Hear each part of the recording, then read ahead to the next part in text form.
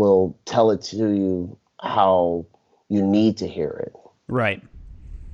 Yeah. And just the fact that you're talking about him right now it's awesome because like through you he's like able to still live, you know? Yeah. Yeah, I dedicated not this episode tonight. It was the one I did on Sunday. I dedicated that episode to him. And a buddy of mine who he had a close relationship with him, my buddy Edgar. He was our manager at the store we worked at Sprint in Houston. Yeah. And Edgar and I have been good friends since. Jason, the friend of mine that passed, he's just not a huge social guy, so he wouldn't be on social media that much. I mean, heck, he's got kids and he just loves cars. He was the guy that would have like the loudest sound system in the parking lot.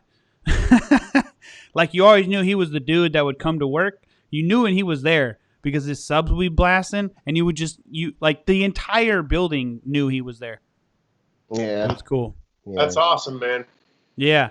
So, I mean, let's talk about what's going on tonight, man. I mean, I know we all come from different spectrums, which can be a good thing.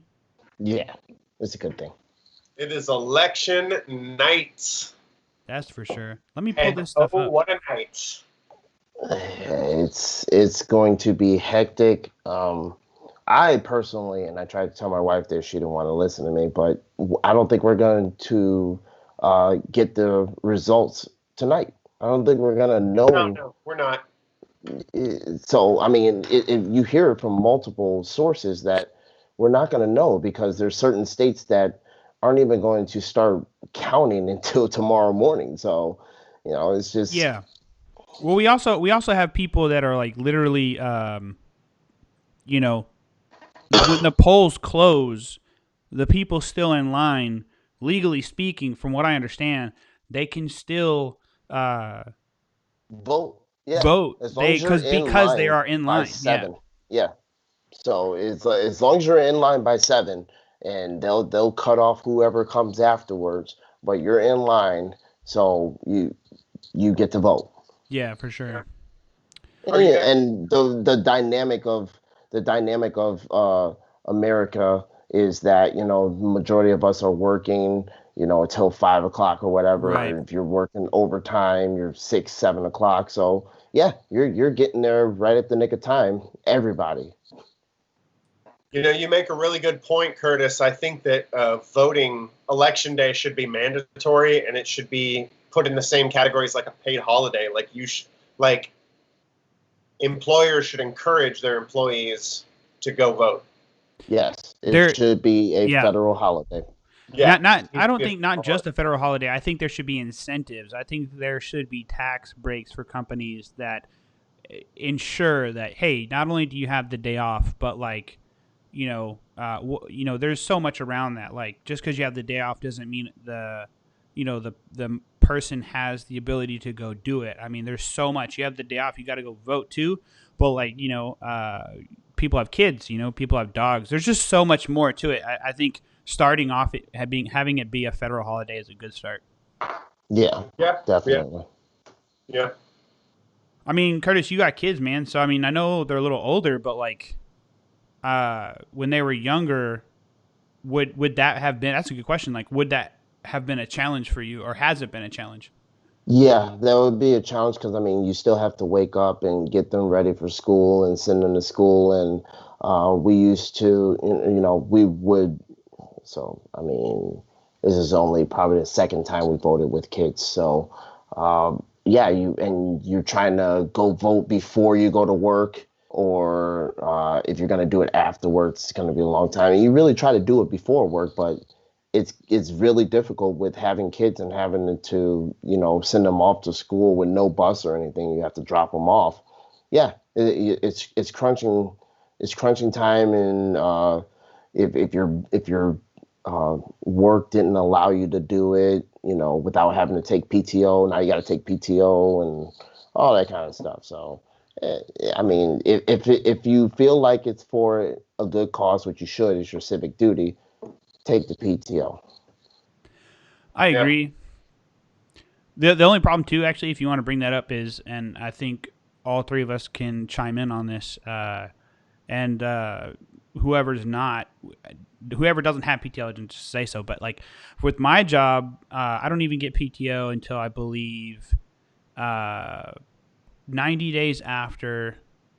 In addition, you don't accrue PTO quick enough. So there's so much that happens, like sick days or like whatever days, family stuff, or you just want time off to go spend with family. Like the military, like my wife Teresa, she literally has 2 days every month that she gets, and if you don't do anything for a couple months, you're banking days. Yeah. And it's like, but for paychecks, you only get like a couple hours, which to me that part doesn't make sense. I know it's hard to make private companies kind of do that a little differently, but I've been having this belief that if you're already going to pay for 40 hours a week, whether they're like if they're there working, if you're already budgeting for that, if I was there every single day, never took a day off, you would already be paying me. So what's the difference between not like, you know what I mean? Like if you're not like, I see that as like you're seeing me as a human being and I have a life. I don't know. What do you guys think? I think that when compared to other countries, America is so far behind the curve on paid leave, maternity leave, benefits, things that most countries in the developed world have. I think I'll have to do my research on this. I don't want to misquote this, but Italy, I think, gives around 8 weeks paid leave off to a person per year. That's ridiculous. I'm lucky. 8 weeks? Yeah, I'm lucky That's to even nuts. get 2. Most Americans at their peak will get 2 weeks off. You know what I mean? Like, and most companies in America don't do paid maternity leave. There are many corporations that do. There are a lot of companies that do support that, but like, when compared to other countries in the developed world, there's no reason why we should be so far behind in that regard when we have so many people in the workforce here. Right. Yeah, I start off with we start off with 2 weeks. So when I started out with my company, I literally was starting a couple of weeks before Christmas. And they were nice enough to allow me to take that like week off or whatever of Christmas because there wasn't going to be anybody there with me. So they afforded me my 2 weeks before my 90 days. And after a certain amount of years, yeah, you get more weeks. Yeah, we are pretty fortunate in the fact, like Albert said, some companies, like at your peak, you're getting 2 weeks. So to start off with 2 weeks with a company, yeah, that's pretty damn good in in America. But and it even goes to the fact that some companies, like your sick leave, which I believe my company is the exact same way too. You have your sick leave is built into your PTO. Yeah. Yeah. So you don't have PTO and sick leave. You just have 2 weeks of PTO. Yeah, it's all built into one. So it's like if you're sick, you're using your PTO. Yeah, that's actually how my company has it. And honestly, man, I've thought about it. And so with first off with Thanksgiving, even though COVID canceled it, I had to take time off, and I don't get paid for that. When we had to, I'm having a brain fart right now. I can't remember. We had to take like a 4-day weekend, and I know it was for like vacational reasons, but I couldn't remember what it's for. And I lost all that. Luckily, the cool thing about my company is I can work through lunch, and I can come in early and stuff like that. And there's no problem if I'm working in something and I can stay a little after. But I mean, all those are great, but at the same time, I still believe that it would be net positive for a company to just give you unlimited time off. People argue, oh, well, then, they don't pay you your PTO time out. And I'm like, then just get rid of all of it and just like, hey, this is what I got going on. Sounds great. I'll see you Monday. Yeah, I mean, it just comes down to like how you regulate it, but I think that we all agree that like people deserve a lot more time off in the year than they get. We are a culture that worships putting your nose to the grindstone, for better and for worse. Right. I think that we need to. I think that more employers need to pay benefits to more employees. And you know what? I'm going to say it. We need to raise the minimum wage. Like, we got the minimum wage needs to go way up. And I even liked in the early Democratic primaries, I really liked Andrew Yang because he made a really strong case for a universal basic income, which I think would help everybody. And we're not talking about taxing, people that live like my brother or live like my dad. Wes, you know what I'm saying? We're not talking about going after people of upper middle class range. We're talking about taxing. We're talking about taxing tech companies and regulating the tech boom a little bit, which I think would be really smart, considering how many manual jobs are going to automation. Yeah, no, I agree. I agreed with Andrew Yang. Even though he's a Democrat, I don't identify as Republican or Democrat. I don't really understand where I identify just yet. I'm still trying to figure that out. Cool note. I actually dove into a new project.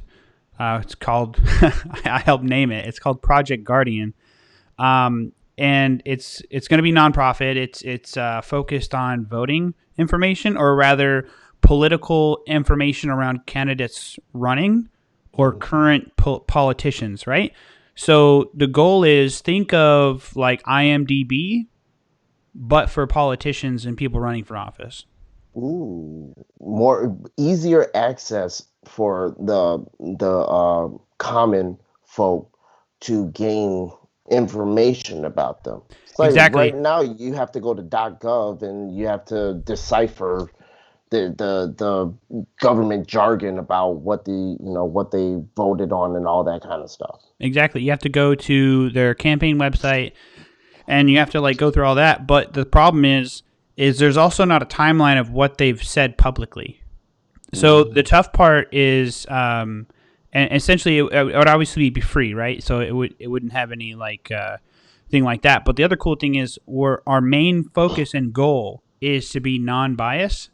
So it's a very, very hard thing to do, because you have to go through every single thing every problem we solve as we're building this.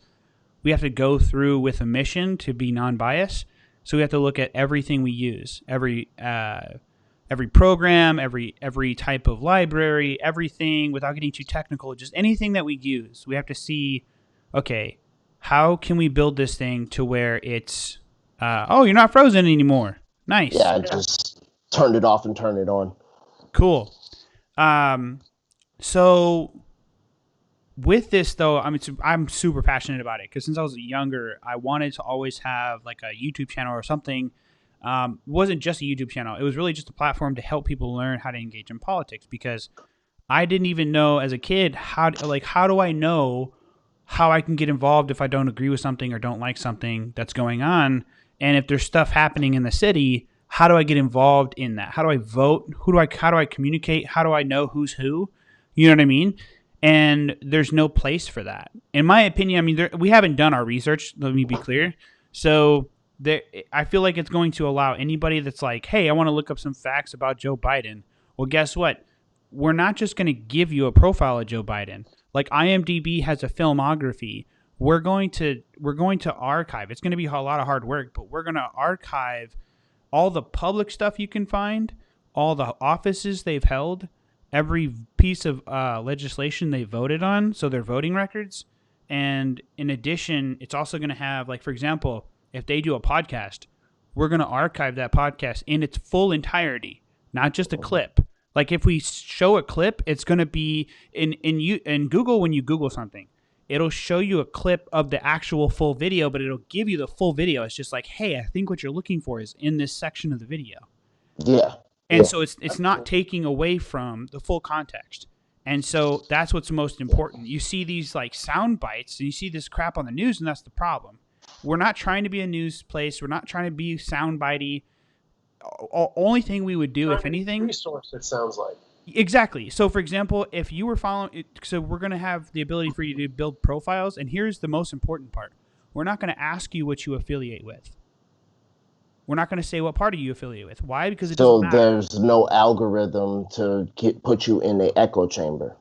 Well, that's yeah, because that's a huge problem. Number one, but number two, what's the purpose? If the goal of the entire application is to show you facts, real facts that aren't something that is because we're not trying to make money. It's nonprofit, right? Right. So we want to build a system that uses the same power as these bigger social media platforms, but for the betterment of everybody in the United States of America. Yeah. Sounds cool. And I really liked earlier hearing you say that you don't identify with either party. I don't either. I think that the two-party duopoly is a giant corporate lie. And but that being said, I am supporting the Democratic nominee this election cycle because I honestly think it's going to be easier to topple the two-party duopoly under a corporate oligarch than it's going to be to topple it under an authoritarian fascist. Unfortunately, those are our choices: corporate oligarch or authoritarian fascist. And I can't do 4 more years of the orange ape. I'm sorry. That is true. That is, I totally agree with him. If you were going to make any change in the current climate, it's not going to be under Trump and the current Republican Party. Your easiest route is through the Democratic Party. So I mean, They care more which about is optics, and it, we can use that to our advantage. that too. But I see. Can you see the changes in the progressive side though? Yeah. So it is really and pretty much what's his name? I'm losing track of him now. Bernie set the foundation for that in his grassroots. He Yeah. really did set the foundation, and I saw it take hold 4 years ago, and it's growing strong. I mean, but like he said, we have to focus on the local offices first before we start focusing on president, because that's where we make the real change, and that's how you have to go up the ladder, just like in a business you have to work your way up the ladder. Yeah. So I want to dive into that local thing you brought up, and even though Mhm. I had mentioned it, so I grew up in like I don't even know how to describe it, but basically like super bad areas of did we lose you, Albert? No, I'll be right back. Go ahead. Sounds good. That's a good way to say I gotta piss. Okay, so all you see is this like beautiful Skype logo with this like fairy dust shit coming up. All right, so no, but like so I grew up in a pretty rough neighborhood in Chicago, and I mean you Rockford. know how We all, Chicago I is. know Yeah. Rockford is, yeah. So yeah, I mean I lived in I lived in Rockford. Yeah. And I've lived in Elgin as well because I was born there. But the reason why I think a lot of people have, like, I would say, lack of opportunity is because there's a lack of investment. Like, Yes. if you look at, I mean, like, as I started to continue to get into business and learning about investing and assets, I found that things look better in areas with a lot of investment. That has nothing actually to do with the government, except for regulations that release pressure on areas and allow for more investment. So basically, where the government allows for more people to make money, areas flourish. It's actually not impoverished. From what I've seen, now there's a difference between buying stuff out for commercial real estate. That's different. I'm not talking about that because I don't know much about that. I'm just saying I notice a difference when people when they have like so if you invest in a property, right, in a house, and you reinvest like a lot of money to fix it up, right, and you want it to look nice, So Shreveport Bossier area where we live on base, but this is the city that we associate with when we kind of chat about it.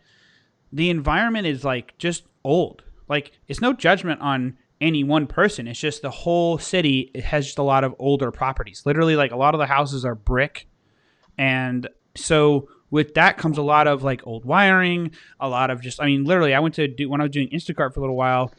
I went to a house that it just looked like it's been up for 50 plus years. So like, but that has nothing to do. Those neighborhoods that are like that has nothing to do with people necessarily. It has a lot to do with the investment in the area. And I've seen a difference between houses that are invested into and they're fixed up, and people rent it. So then the property value, it rises, and then people start to steadily do that in the rest of the neighborhood. And then you have store owners or franchises that decide to, get stores in the area because there's more people. You know what I mean? Like that's kind of how a community kind of grows. And Yeah. I mean, that's what I would want to do. There's also education opportunities with maker spaces. If any of y'all are familiar with maker spaces. No. What's a makerspace?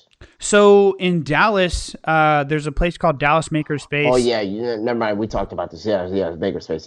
Yeah. So if you Google Dallas Makerspace, you can just see exactly what I'm talking about. They literally have everything from metal workshop, welding. They have jewelry. I literally made my wife's ring that she never wears because she works on planes and doesn't want to break it.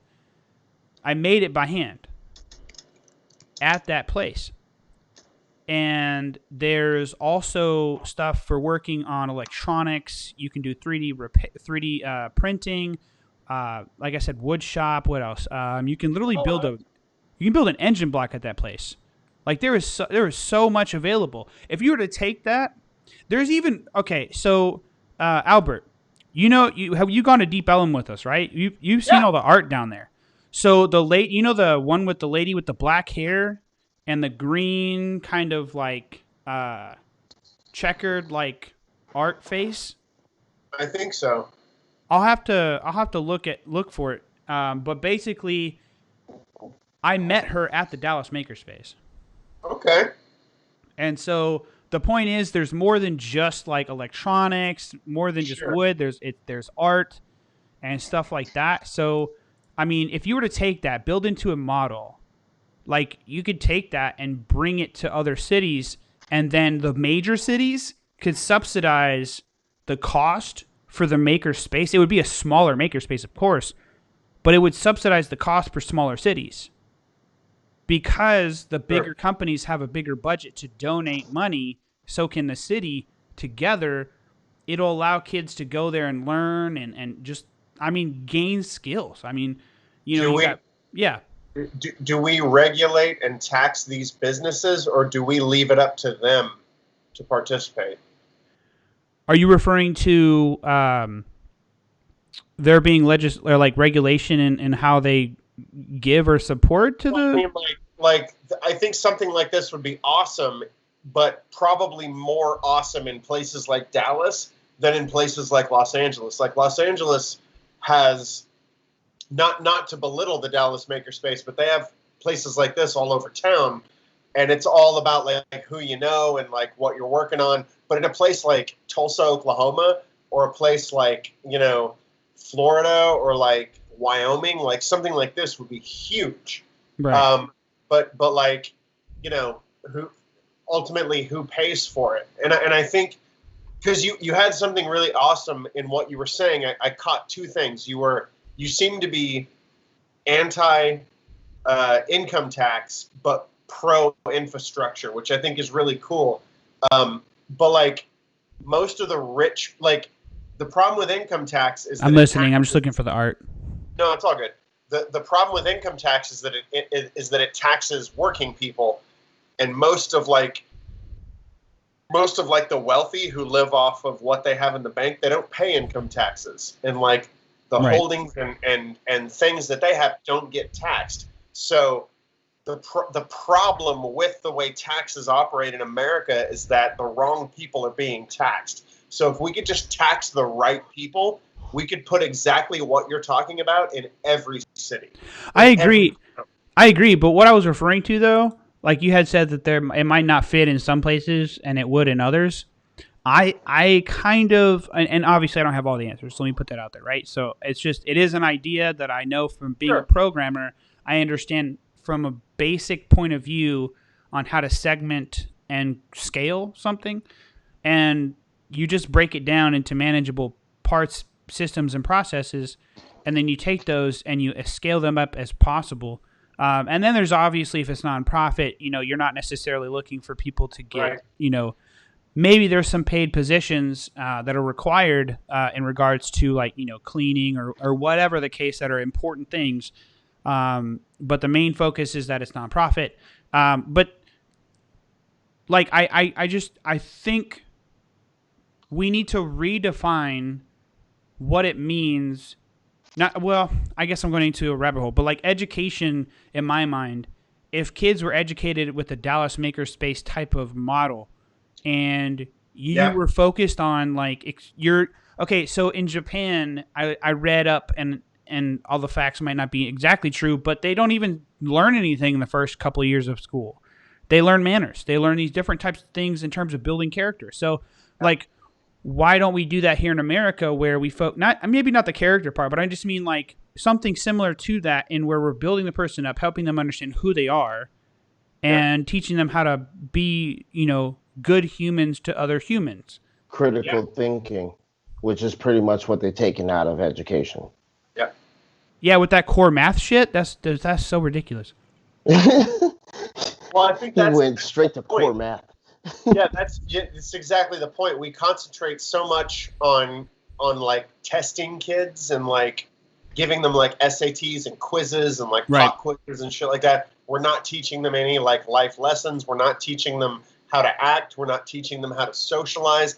And let's face it, teachers, I mean, if there's one thing that COVID really taught us is that educators really help raise kids. Like they really help raise kids. No, yeah, that's definitely true. Yeah, improving the structure and the goals of education is a massive that would help this country out so much. Yeah, but people don't understand that, and they don't want to understand that because that's not what makes money. We're too driven by what makes money. So I mean, that's why what you're saying, Wesley, is that focus on trade schools. That is the main thing that you're saying is get kids to focus on or get them to understand that going to a trade school is not a bad thing. We put all this emphasis on universities and going to college and all this kind of stuff, where trade schools, for the most part, those trades are making more money than kids are coming out of colleges. You've got people that got degrees in certain areas. A lot of people were going to school to get these degrees in certain areas, and they can't find jobs in that area. Yeah. I mean, I can agree. The thing that I also found out, too, was I didn't know about a lot of the trade jobs. So there's just so much lack. It's crazy. In a world where we have so much information, there's such a lack of information. And what I mean by that is it's contextual information, right? So that's why I feel like we get in the topic of like AI. So AI, I feel like in the future would be a very powerful thing to give us what we need a little quicker because it's able to understand context. So, and I know there's a lot of like negative connotations on AI and what it could do. Skynet, we all know. But what I'm referring to is like, if I want to know how could I, knowing nothing of plumbing, how do I get into plumbing? How do I become a plumber? Like, how does that work? You know what I mean? And what's available in my local area so I can quickly go do that. Because people that are out of work, let's be honest, I know it's still a pandemic, and I'm not disrespecting anybody that's trying to be safe. You know, be safe, make the safe choices you can, work the jobs you feel necessary to keep yourself safe, especially your families if there's people that are like, you know, whatever I can't forget the term, like highly affected or like the elderly or whatever there's a term for it. Impacted. Yeah, the higher High percentage of people that impact. are Yeah. impacted more so due to their immune systems and other complications. But I still truly believe there's jobs out there. Like we all know the show Dirty Jobs. Like there's jobs out there, just people don't want to do them, or people don't know. Yeah. I mean, Yeah, how, it's how many of you have actually like only looked for the jobs that you want to look for? No, I mean I've taken jobs that I had to take because I needed a paycheck. I mean, But no, I'm getting to a point though. But like when you look, I know we all take the jobs we need to, right? But like, were you able to find those jobs very easily? Did you know somebody, or did you walk into a place and apply online? My point that I'm getting at is like, if I wanted to apply to be a garbage truck driver or a garbage truck worker or something like that, like how the heck do I even do that? You know, like is there a website that does that, and how's the process? There's a lot of contextual things that go into that. Like how do I know that if I go here, is there a position available? You know, I mean, there's a lot of factors there. well I when it also comes think to go ahead, when it Curtis. co- when it comes to local jobs, and when it comes to local government jobs, it really is a who do you know kind of thing. Um, just in my short years of working, I've noticed that you really just have to know somebody.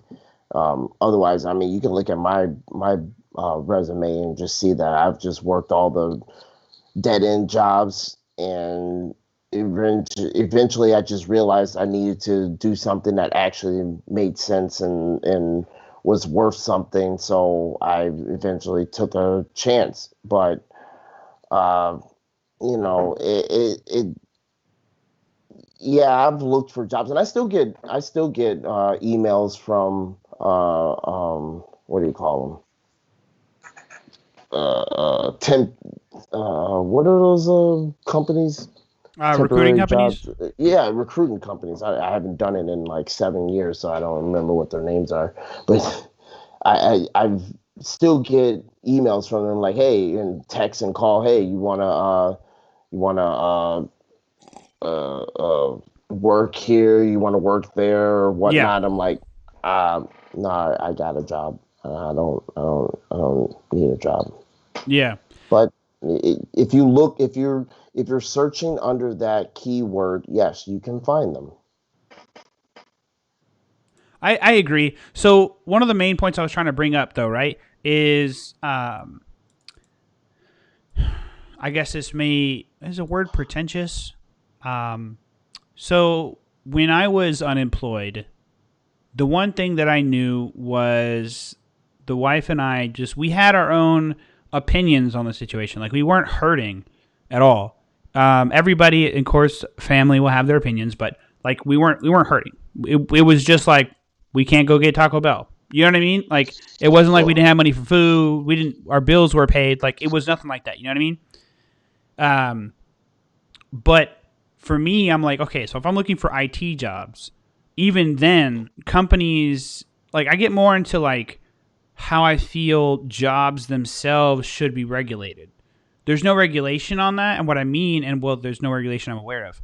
What I mean by that is every company can make some beautiful, shitty description that looks nice but doesn't actually communicate what the real job is. And they just want to say that it's supposed to have all this garbage, but in the reality, you don't actually do half or, 75% of what's in that description.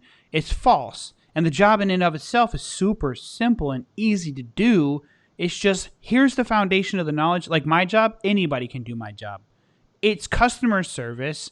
It's literally reading and just comprehension skills, which majority of people already have. You know what I mean? And it's all it is like, hey, here's the foundational knowledge. You got to understand command prompt. You got to know how to navigate a Windows computer, and that's it. You got to learn how to like bob and weave and like move around things contextually because not everything's going to be a cookie cutter. You know what I mean? Yeah. I So mean, they conflated to make it sound good. yeah, for sure.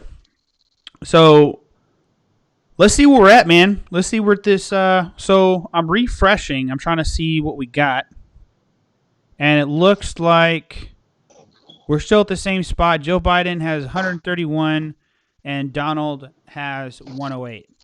Yeah. So would it shock you guys to hear that? Well, I guess are you guys comfortable if we talk about who we voted for? Yeah, I'm totally fine with that. Cool. So I thought it'd be interesting to talk to different people, different perspectives. So I did vote for the orange-haired dude, and one of the main reasons why I did, there's a lot of different like policies that people like agree with or disagree with, and with Joe Biden, I believe with his cognitive state, that's a problem for me.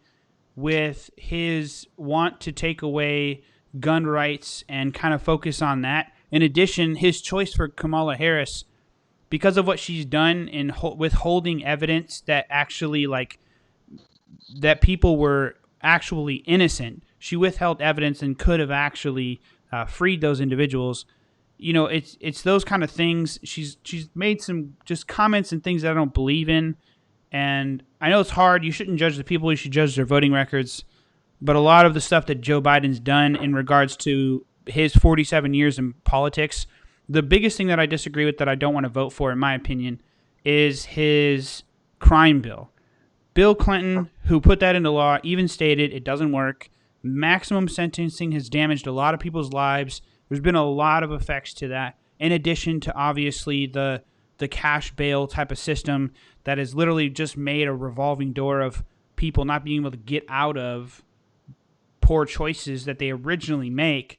And then there's no rehabilitation. There's no system to get them to become a better person, make better choices. And so, in my opinion, that's kind of why I made that choice. I know a lot of people are like, Trump has a loud mouth and he's this blah, blah, blah. And then here's the thing. Like, I can agree with all of that. And I can agree that Trump's not the greatest person. But at the end of the day, I kind of have this belief that, if the military and government should have certain weapons, if there were to be a situation where there's a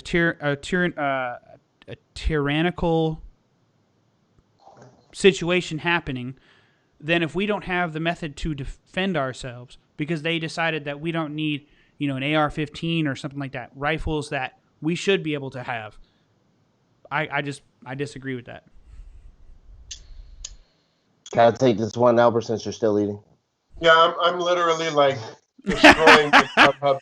Hey, I said this ain't formal, so it's all good. Just eat up, munch up. Who cares? So of course, I voted for Biden because it's the lesser of two evils. Right.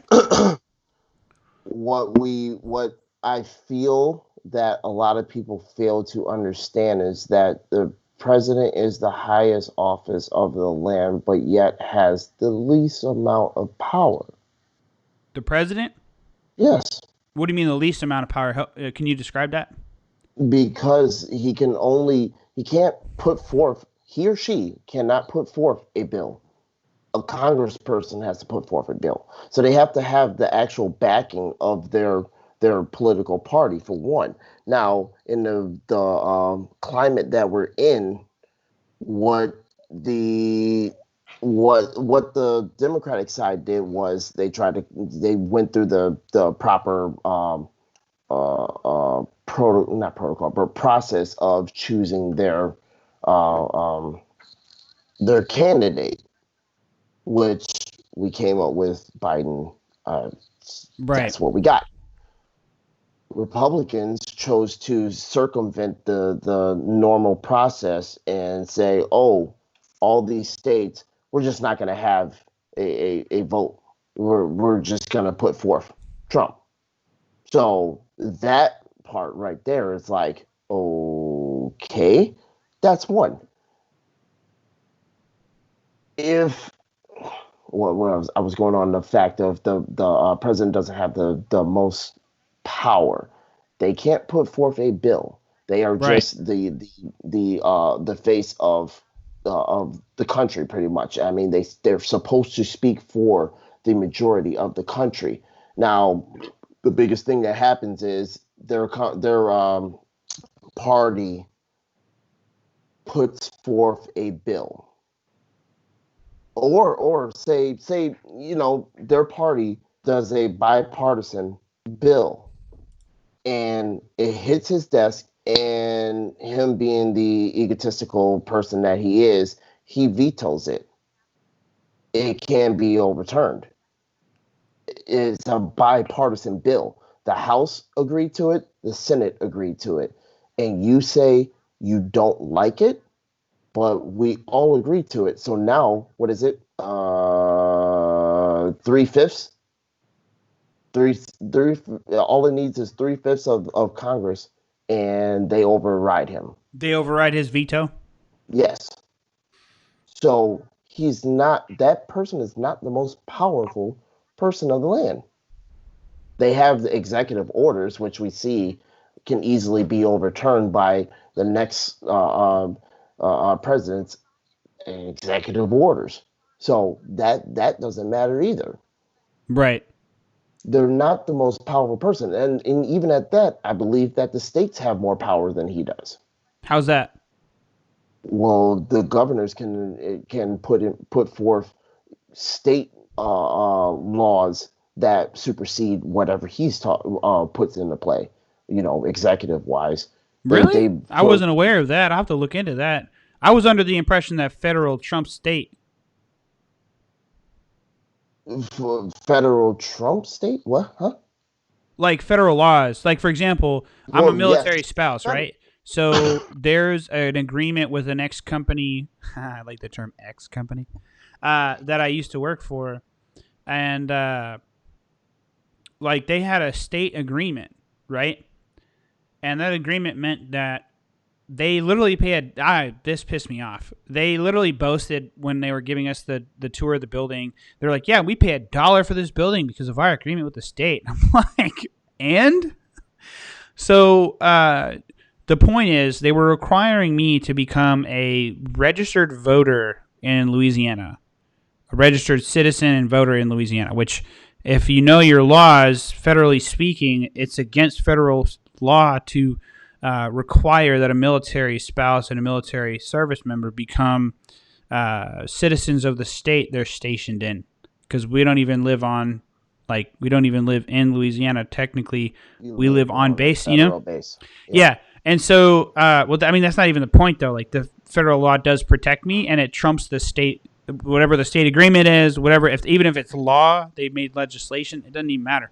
The federal law states it trumps that. So that is where I'm trying to understand a little bit more of how does that work. And the reason why I think that's important is because, for example, like, I'm going to reference a lot of my programming perspective and when I'm trying to, express ideas, because I think if you have to do something more than once or twice, you should definitely have a system of processes behind that, no?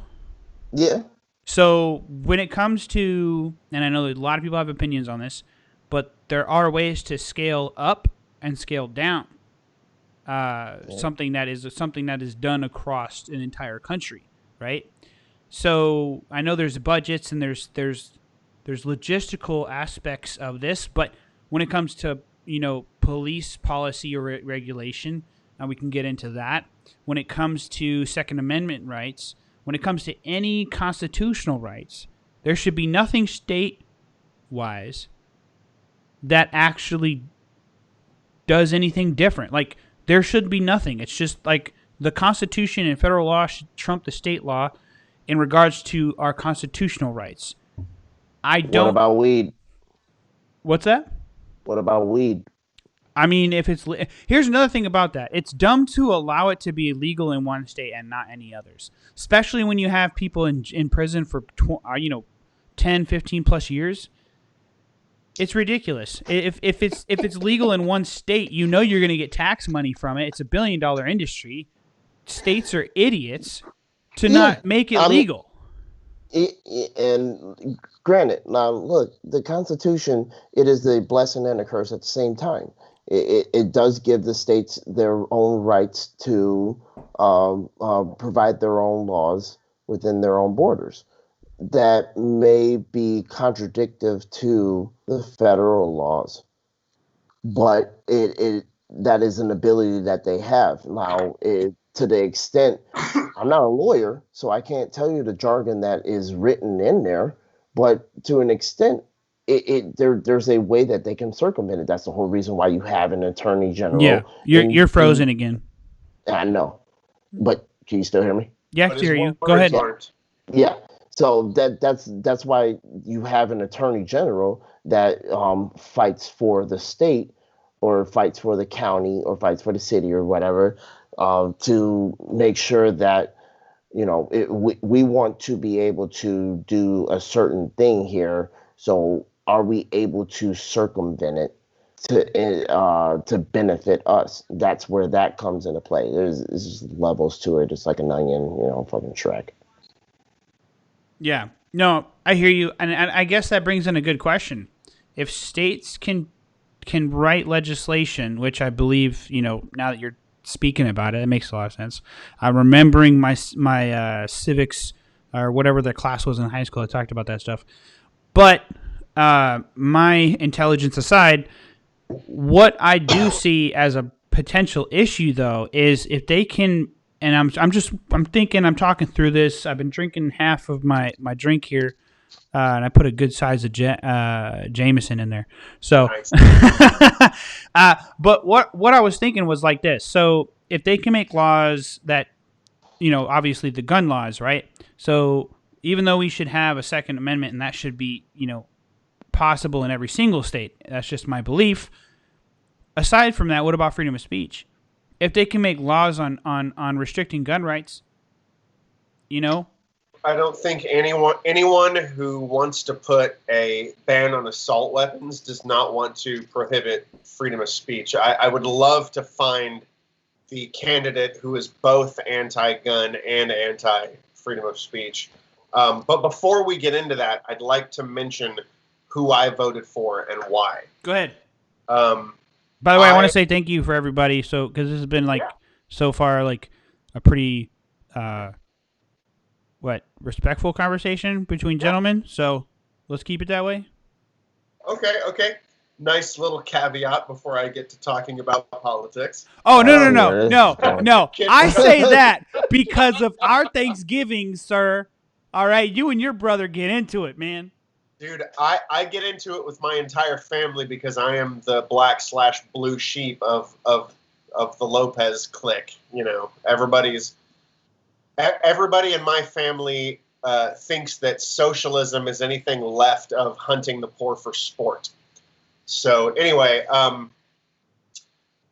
I reluctantly voted for Joe Biden, just like I reluctantly voted for Hillary Clinton. I do not like nor have ever supported Joe Biden, just like I never liked or supported Hillary Clinton. It's just the stakes were way too high for me. And when I look at Trump, what I see, I don't see a dictator. I see a wannabe dictator, and I see somebody who's basically a reality TV star who uses politics as another excuse to just piss his name all over everything, like he does with his towers and his jets.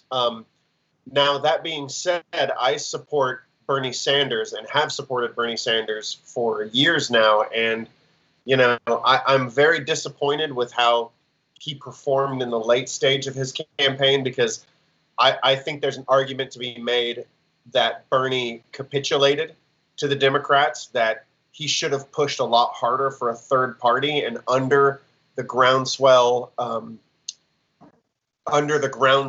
grassroots movement of Bernie Sanders, he could have pushed for a People's Party and didn't. Other people had to come along and push for a People's Party. So I'm not a Democrat, but I identify as a leftist populist, Yeah. meaning that things like legal weed, universal health care, a universal basic income, et cetera, are all things that I believe are guaranteed to us in the Constitution. And you can have those things, and you can have gun rights, and you can also regulate AR-15s at the same time. I think part of the problem with our political discourse is we view it in the same way that our culture views wrestling. And this reporter that I really admire, I highly recommend you guys look up his work. His name's Matt Taibbi. He wrote a book called Insane Clown President a few years ago, and he talks about how the politics under Trump is very, I mean, we are very us versus them right now. We're very at each other's throats. Politics arguably has never been more divided, but that isn't the fault of Biden, and it's not necessarily the fault of Trump. Our foundations are so fucked up that it paved the way for a person like Trump. And let's face it, Trump's a demagogue. You know, he's a blowhard demagogue. He's not a politician. He's not a statesman. He's a celebrity. And the fact that he got as high as the presidential office should say more about our culture than it should say about his supporters. His supporters, at least the working class supporters, have a legitimate beef. Like, the working class is being destroyed in this country. And, you know, I'm going to go ahead and say this, even though I might catch flack from potentially either of you or your audience, but we have weaponized the term socialism to be a scare word. Yep. So if anyone talks about programs that could actually help people in a collective sense, right, oh my God, we're immediately compared to Stalin. Well, and that's propaganda. That does not display a working knowledge of socialism. What it displays is a willingness to buy into that propaganda, and it's a remnant of the Cold War. You know, like, that shit was like 60 years in the making. Yeah. You know, so, you know. The only thing I was gonna say on that was I spoke with, on my first episode of the podcast, I spoke with somebody from Bulgaria who moved to Germany, and we had discussions, and he would mention some of the things that I would suggest. He's like, "Oh, you're getting a little too close to socialism," and I kind of I argued against that. I was like, "Well, some of the things that I care for, that I think are good ideas, they resemble socialism, and okay, so what if the idea itself exists within the confines of socialism, but I still think it's a good idea?" We talked about free electricity for everybody, free water for everybody, and we're talking about utilities. You know what I mean? Like, utilities. And when I say free utilities for everybody, it doesn't mean like you're not going to pay a tax in regards to, you know, the infrastructure. Paying for infrastructure is different from, you know, having to pay for the use of. Right. And, you know, I wanted to close by saying most people think of America as just purely a capitalistic nation, but that's not true. America economically is actually socialism for the rich and rugged individualism for the poor. And that's everything from our governmental discourse to our media to our history. And here's why I'm so, like, disgusted in the prospect of having to vote for Biden, is because I'm voting for corporate centrism. I'm not voting for a leftist agenda. Everybody thinks that, you know, there's a narrative being spun on the right that Harris and Biden represent an extreme leftist agenda, and nothing further from the truth. Every time we use the term socialism as a scare tactic, every time we take a centrist like Joe Biden and basically make him the most extreme leftist politician that America's ever known, every time we do that, we're pushing the needle a little further to the right, right? We're pushing the needle a little further towards fascism. And, you know, the thing about America in comparison to other political parties and other nations is that we don't have a leftist party in this country. We don't have a people's party. We have extreme far right, and we have corporate centrism, and that's it. We don't have a people's party. So, you know, the why I don't like the Clintons is because when they came in, they pushed the needle so far to the right that they basically made the Democrats into the new Republican Party, and then the Republican Party just lost its mind. I mean, let's not forget that Trump built his entire campaign on going around and telling angry white people that Barack Obama was not born in this country.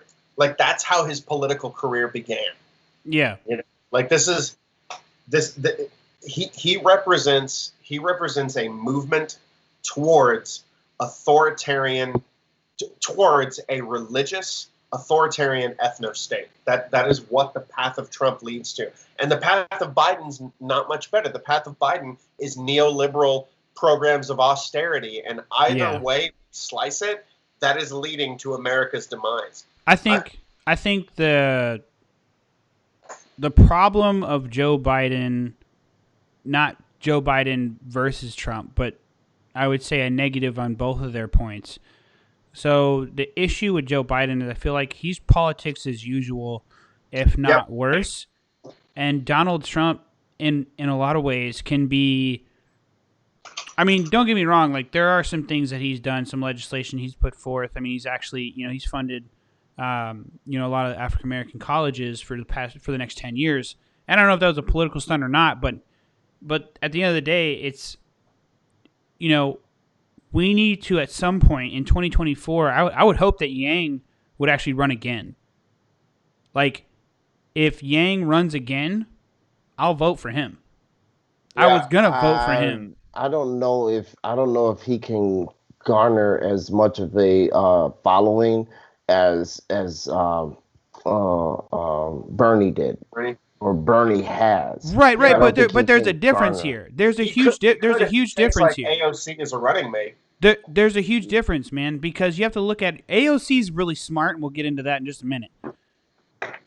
What I think Yang had was, number one, it was difficult for Yang because he was brand new into politics. But what was different about Yang was he had all the right ideas. He just didn't latch on to somebody that he can gain a lot of uplift to, in my opinion.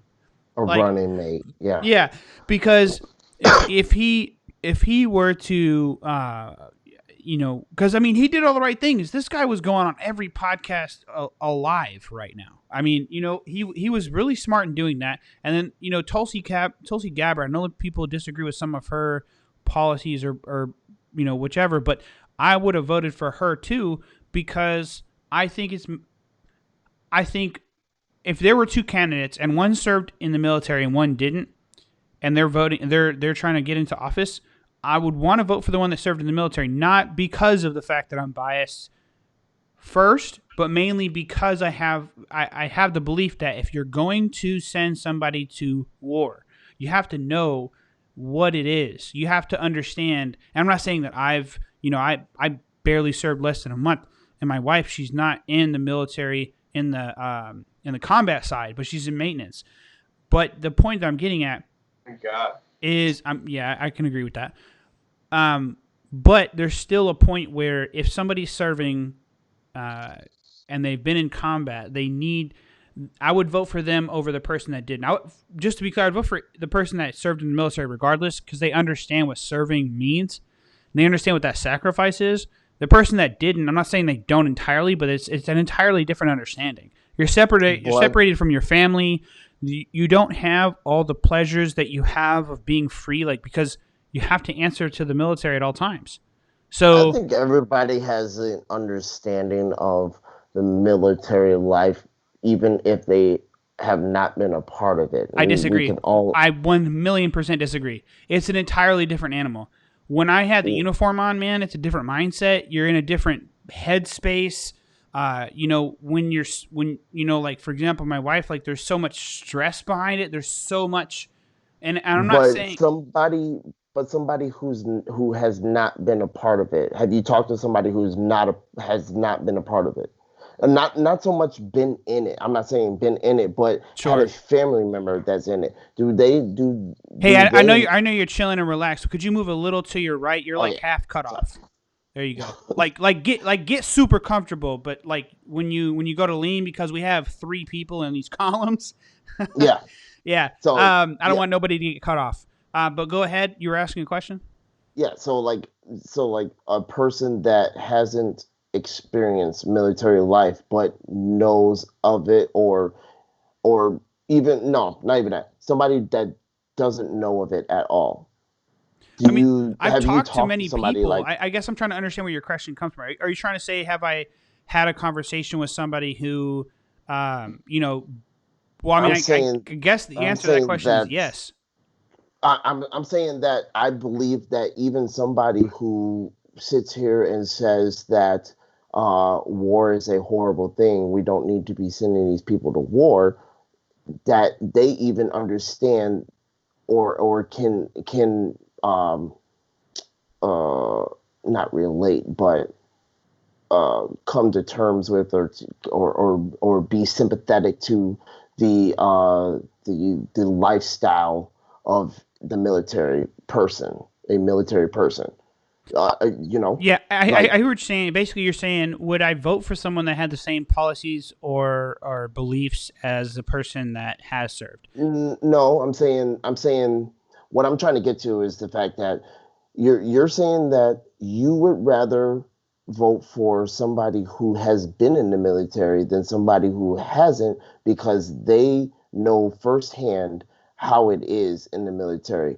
But that's to me uh, downgrading or deflating the fact that the person who has never been in there, they may have the ability to say, hey, I know nothing about the military. That's why I'm going to put in place somebody who knows about the military. That is my consultant. That is the person who I'm going to consult with when it comes to these types of issues. I see where you're getting at, and in that sense, I've even spoken before in a couple of episodes that, and I don't know if I've mentioned this to you, but I did mention this to the guy that I had the first podcast episode with. Um, like if it depends though, because you put a lot of things that aren't going to fit in every person. Like that's a very very specific individual. Number one. Number two, in my experience and what I've seen so far, there hasn't been politicians. The only politicians I've seen do that are politicians that actually should be in office. Tulsi Gabbard is one of them. I think, well, she's in the military, but I'm saying if she wasn't, it's hard. But like, it's what I'm referring to is people that have the leadership skills enough to know if they don't know something, they need to consult somebody that does. So in that regard, I do believe that, and I do agree with that. But I guess the reason why I'm leaning more towards somebody that has been in the military and understands it is look at it this way. They also understand that military will spend money they don't need to spend because they don't want to lose their budget. Right? Yeah, and That's a that's a good thing. huge problem because think about Yeah. it this way. If we just took, not saying we took money away from the military, right? I'm not saying that. I'm saying if we just took the money that a lot of the budgets get spent on dumb shit and put in warehouses, okay? I've spoken to many people that have served and they've specified that. I hate to, Yes. put people out there. I'm not saying names, but I think that's just a well-known fact. If we took that money and applied it to everywhere that people are bitching that doesn't have enough funding, we would be funded. Exactly. Education, infrastructure, it doesn't matter where you want to put it. We have enough money if we just shaved off the off the top, the fat off the top, if you will, or the foam or whatever you want to call it, of what isn't used that gets spent because they want the money, they don't want to lose it. Exactly. No, that is exactly right. And I can agree with you in the sense that, and I can see where you're coming from because I don't think there's been a politician that's been able to um, address it properly, address that situation. Whereas I've been a mayor, I've been a, no, I wouldn't even say mayor. I've been a state senator or whatever, and I've Yeah. never had to deal with having to delegate this kind of situation in this realm Right. to somebody or head up somebody of that department. So I've never had to actually consult somebody in that department. Right. Well, I mean, Albert, you've been in the film industry, so you understand budgets and whatnot, right? Somewhat. I mean, I'm more in the creative side than the production side, but I do get that. So if somebody's been a politician, I can see how they would understand budgets more, but I don't know. Like it has to be somebody who's truly. Go ahead, Albert. I mean, maybe I would trust an economist about budgeting before I would trust a politician. I mean, No. Yeah, what I was trying to refer to is that if somebody is, because so for example, right? Let's say I hated what was going on in my local area enough, and I wasn't in the military, and we actually lived here, and I wanted to change what was happening, and I actually worked hard and got into office. Well, that also means specifically for me, I would have the freedom to explore and take the time to learn what's the budget, what's being spent in the budget, where's the budget going to, is it officially being used, do we not have people in place that know what they're doing? Are people just becoming complacent, which happens in government agencies yeah, often? I've worked in IT for the VA, so let me tell you, I understand from that perspective. When it comes to people being complacent, unless something's broke, they don't care to do anything. I'm saying that in a broad spectrum, but like yeah. they're comfortable. They don't want to do anything more than they have to. Yeah, I mean, but still, again, it sounds like you're making the argument for infrastructural reform, and unfortunately, the current right wing is not all about that. Like going back to Reagan, we've been saying since the 80s that government is the problem, and I would like to make the argument that government is what we make of it because we get the right to vote. So if we don't like the fucking government, let's vote and let's make it better. Like, don't tell me government's the problem, because by telling me that, you're standing in my way from making the government the solution, which it very well could be. Well, We don't. actually, yeah. Let's talk about that because there's other countries that are taking their government to task, and I'm super excited for that. We should make movies about that shit. So I Mhm. heard about, I think it's in Poland or Turkey or Hungary. I can't remember. I know it's one of those countries over there. Women were pissed because there was a law passed that banned abortion. They protested. They tore shit up. They were pissed. And they took the government to the point to where they're like, hey, we should probably do something about this. They're not going to stop. They're tearing shit up. They're protesting. And you guys can look this up. And that's one instance. I think Chile, I'm probably wrong. Chile, Peru, it's one of the South American countries. They completely voted to redo the entire constitution. Yeah, I think I tagged you in that, right? Chile, and also I Yeah. think Bolivia. Bolivia literally voted out an American coup attempt. And we talk a lot about our country. Wait. What? Go ahead. The Uh, Explain that. An American coup let attempt? me let me let me look this up so I make sure I have my facts right. No, But no, no. It's fine. It's fine. We're all drinking. It's whatever. it's But the reason it's. But what I'm saying is this is the reason I don't like Elon Musk. sounds like a right? good Like, CIA movie. Oh, damn, you're about to piss him off. You don't like Elon Musk? Oh, yeah, dude. I have oh, a serious God. I'm gonna problem. go take a Them piss some for that fighting one. words, man. What the hell? Bolivia. Most people think that Elon Musk is Tony Stark, but let me tell you, he's Lex Luthor. He's Oh, he's really? he's the opposite. Okay. Yeah, so I mean, I like so the guy. I don't love him. he's been trying to, and he gets government contract money, but his goal for a while has been to help overthrow Bolivia because they have a natural resource that he harvests for his Tesla batteries. And he was called out on Twitter like, "Hey, Elon Musk, don't help our country, overthrow or coup this like movement of the people or whatever." And fucking Elon Musk replied on Twitter, "We will coup whoever we want," or we will coup whoever we want.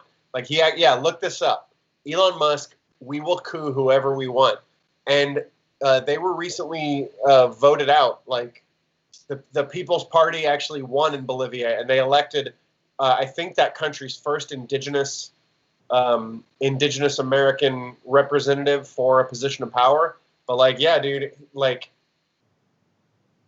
I forget what started this conversation, but I think that we have a problem in our country a little bit with hero worship and with mythologizing people who are quote unquote self-made. I mean, the whole concept of a billionaire, like, you have to step on other people's backs before you attain the title billionaire. And just the fact that our country loves billionaires and trillionaires, like just the gap between the haves and the have-nots keeps getting wider. And anyway, No, I agree. I think. Where's that guy's Skype logo, man? Come on. It's not that I know, right? It's not that government is. It's not that government's the problem. Government could be the solution, but we have to work together, collectively, to figure that out. And politics, I agree. Right now is like, oh, we can't work with Trump supporters; they're racist. Oh, we can't work with Democrats; they're all socialists. So let's. I want to dive into that though. So the thing that pisses me off about, I want people to understand, I'm not a diehard Trump supporter. I'm not a diehard Elon Musk. I don't suck the guy's cock. But what I'm getting at is, like, I love electric vehicles. I love what they stand for. I mean, there's an argument to be said about the fact that, you know, there's an argument that the production of an electric vehicle is worse in the lifetime of it than an ICE vehicle in the production of it in addition to its running. I disagree with that because I want to see data that says, oh, an electric car, even in the production of the batteries, produces, greenhouse gases or whatever the case. And sure, I mean, I can understand that. But when the car is manufactured and the car runs, the car does not produce emissions at all. So in that argument, I don't see data that backs that up. But in regards to what you mentioned, how the country, this is what pisses me off. You got these left, right, blah, blah, blah, whatever direction you want to talk about, how they have sat here and demonized people. I don't even want to put labels on it. Politicians, American citizens, or they call themselves that, think they are so much better. Like Nancy Pelosi, that chick from the crypt. McConnell. Huh? I said, hey, Mitch McConnell. Dude, that guy too, man. These are career politicians. But the thing that pisses me off is these people think that they're so much better than anyone else. Like, she thinks she can just do whatever she wants, go to a salon and act like it's their fault. This is what's pissing me off about politicians that have been in for so long, that they think that wearing a dress to show their chest, but it looks like they just woke up from the crypt and came back alive. Go back to where you died. Nobody wants to see that. Think about this, all right? Hold on. Let me add you back. You were just an empty chair, so I took you off. Oh, okay. I got you back. And but now you're my video's messed up, but I'll fix it. It just messed up now. It's all good. So think about this though. Nancy Pelosi. She did that. She got caught in California, San Francisco, getting her hair done or whatever at a salon, spa, whatever, during the pandemic. That's in California, where, I mean, I'm sure TMZ is heavy. You know, there, New York, Chicago, Atlanta, their freelancers are heavy there. Red states. You think there's a whole lot of freelance cameramen just running around, running up to celebrities, trying to catch them, slacking, ask them questions and stuff like that? A politician? You think they're going to catch a politician in a red state doing dirt? No, because it's a red state. It's a red state. They're not going to give up their own politicians. So, I mean, to point out Pelosi, who's to say that none of these, they already were deniers of a pandemic. What's to say they're not out there doing dirt already? Sure, but hold on. Like, I'm talking shit about Nancy Pelosi because I don't like the bitch. She literally said 3 hours before a bill came in, 3 hours before a bill came in, she was like, we're just going to vote on it. We'll figure out what's in it afterwards. And I swear to God, my mom's been put in prison for way less. And I'm just saying, it's like, I don't like the idea that everyday citizens are under the boot of politicians that have been in for decades. She can kiss my ass. Yeah. But Mitch did the same thing. Hey, we're not gonna. Hey, it's an election year. You can't put a new justice on the bench. It's an election year. Fast forward Dude, 4 years later. seriously. Oh, we got to rush this. 80 days. We got to rush it. Oh my God, that Amy Cobey Barrett. Oh my God, it's like a Handmaid's Tale. So, Like, so you seriously. mentioned that, but okay. So I saw your comment on Facebook, Albert.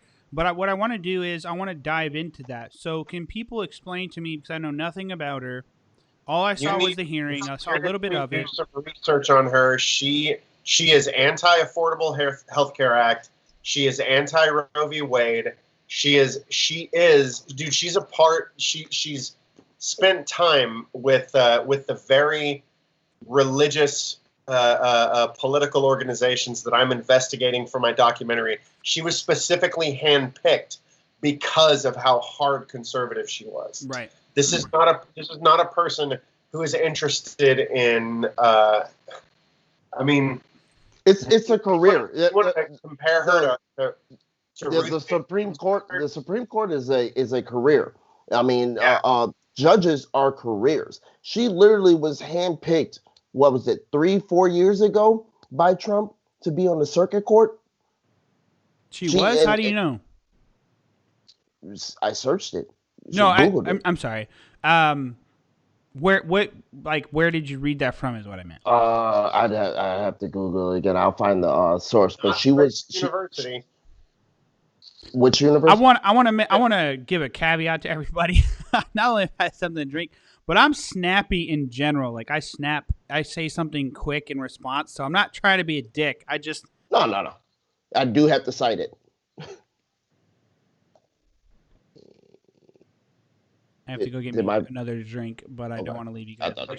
Amy Cobey Barrett is not somebody who's gonna fill the shoes that Ruth Bader Ginsburg put forward. I mean, she was like, I think the first woman sworn to the bench. Like, so okay, that chick is badass. I when I learned about all the stuff that she had actually done and take part of, wow. That's all I can say. Yeah. Amy Cobey Barrett like rest in peace. Is like 5 steps backwards from. I mean, Neil Gorsuch was. Fucking Brett Kavanaugh was. Amy Coney Barrett is like an embarrassment. That is like the reason I make Handmaid's Tale comparisons is because I think more than anything, Roe v. Wade is the biggest thing that's at risk right now with with a 6-3 majority in the Supreme Court. And most people. Here's the interesting thing. Do you know much about the origin of abortion being a political issue in America? Do you know when it started? Do you know the origins of Roe v. Wade or any of that? No, I don't. Because something very interesting happened in the 60s. The civil rights movement came along, and the church that preached a majority segregation message suddenly found themselves on the wrong side of culture, and they needed a new moral crusade.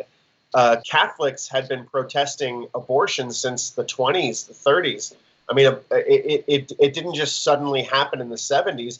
Catholics have been vehemently anti-abortion for a really long time before Roe v. Wade, because with Catholics, they believe that, and this is the joke put forth by Monty Python, every sperm is sacred. That's sort of a Catholic joke, but it emphasizes why abortion would be such a big. In the late, it was 78 or 79. Pat Robertson, Bob Jones, Frank Schaeffer. I'm blanking on all the names, but these are all big, charismatic evangelical names. All got together on a conference call and decided that abortion was going to be the great moral crusade of the Christian right, because who doesn't love babies? Hey, if you're pro-abortion, you're pro-baby murder, right? And thus began the polarization and the creation of the single-issue voter. A lot of people who I see in the conservative, particularly the religious conservative spectrum, they don't care about anything in the economic policy. They don't care about anything in the legislation or anything. They just want to know if the candidate is a baby killer or not. And Gotcha. and that is what politics. I don't mean to pause you. I'm still listening. I actually have my AirPods on. I'm gonna go get my drink I literally can hear you and respond to you because I changed my audio to my Okay. AirPods. Okay. So you guys continue. Albert, I'm still listening to you. Cool. Appreciate it. So yeah, the whole issue of abortion as a political tool came about to create single issue voter, and Hate that. people have compared, people on the right have compared the issue of abortion to slavery. They have compared the issue of abortion to the Holocaust, which Are is are you saying that people were primarily trying to just like paint people as like you said, baby killers? Like they were trying to paint a bad picture on it. it's just this simple, Wes, and I can send you the sound clips and the news articles to prove it. But the right many of the very far right extremists consider the Democrats to be the quote party of death because the Democrats are the party that is pro-choice. And here's the funny thing about most people who are pro-choice. I can't speak for everybody, but I can speak for myself. I'm anti-abortion, but I am pro-choice. It is not my place to tell a woman what she should do with her body. And when people are like, well, what about the baby? What about the autonomy of the baby? Well, until a baby is spanked by the doctor and draws in error, that fetus is an organ, not a person with autonomy. It's the autonomy of the mother that should be prioritized. Yeah, there's definitely an argument to be said in regard. And Teresa and I were, my wife and I were just talking about that the other day because we often talk about like kids and like, what's the definition of a child and in terms of being alive. Like my personal understanding is, and because I only have a little bit of experience because I was born 3 months premature, so I have some sort of an idea of what it means to survive outside of the normal 9 months. But I believe that if, medically speaking, the fetus can live on its own, or at least with a little bit of assistance from machines, then it's technically considered alive. Sure. I would say there should at least be a definition that says, hey, this is what we're defining that as. However, in addition to, it's the choice of the person whom that baby is growing in and the person who made it. You know what I mean? Like there's a little bit of that. There's gotta be a world where that can mix together. Yeah, because when you think about a life and death situation where the only person that can make the decision is the mother. If they're saying, there's a 50% chance that the baby is going to live if you try to have this naturally, would you rather have a C-section or have it naturally? That is left up to the mother. So, I mean, the choice is still there. Yeah, because I mean that's what happened when I was born. When I was born, they said that I was going to die, but my mom was able to fight, and whatever was in place at the time in 1992 allowed me the opportunity, my mom the opportunity to fight for my life, because obviously she wanted to have me, but again, obviously I couldn't do anything if she decided not to, but at the same time, like I still would say that I would, still want my mom to have that choice. If Yeah, it meant like if it was her life versus mine, she would probably vote for mine, but I don't know. I mean, it would be nice to be alive, but at the same time, it would be nice to have my mom there. I don't know. It's a complicated issue for sure. Here's yeah, here's an interesting thought right here. We have laws put in place that protect a person's bodily autonomy even in death. For instance, if I don't have organ donor written on my license and I just suddenly drop dead in front of you, you can't harvest my organs even if that means it'll save your life.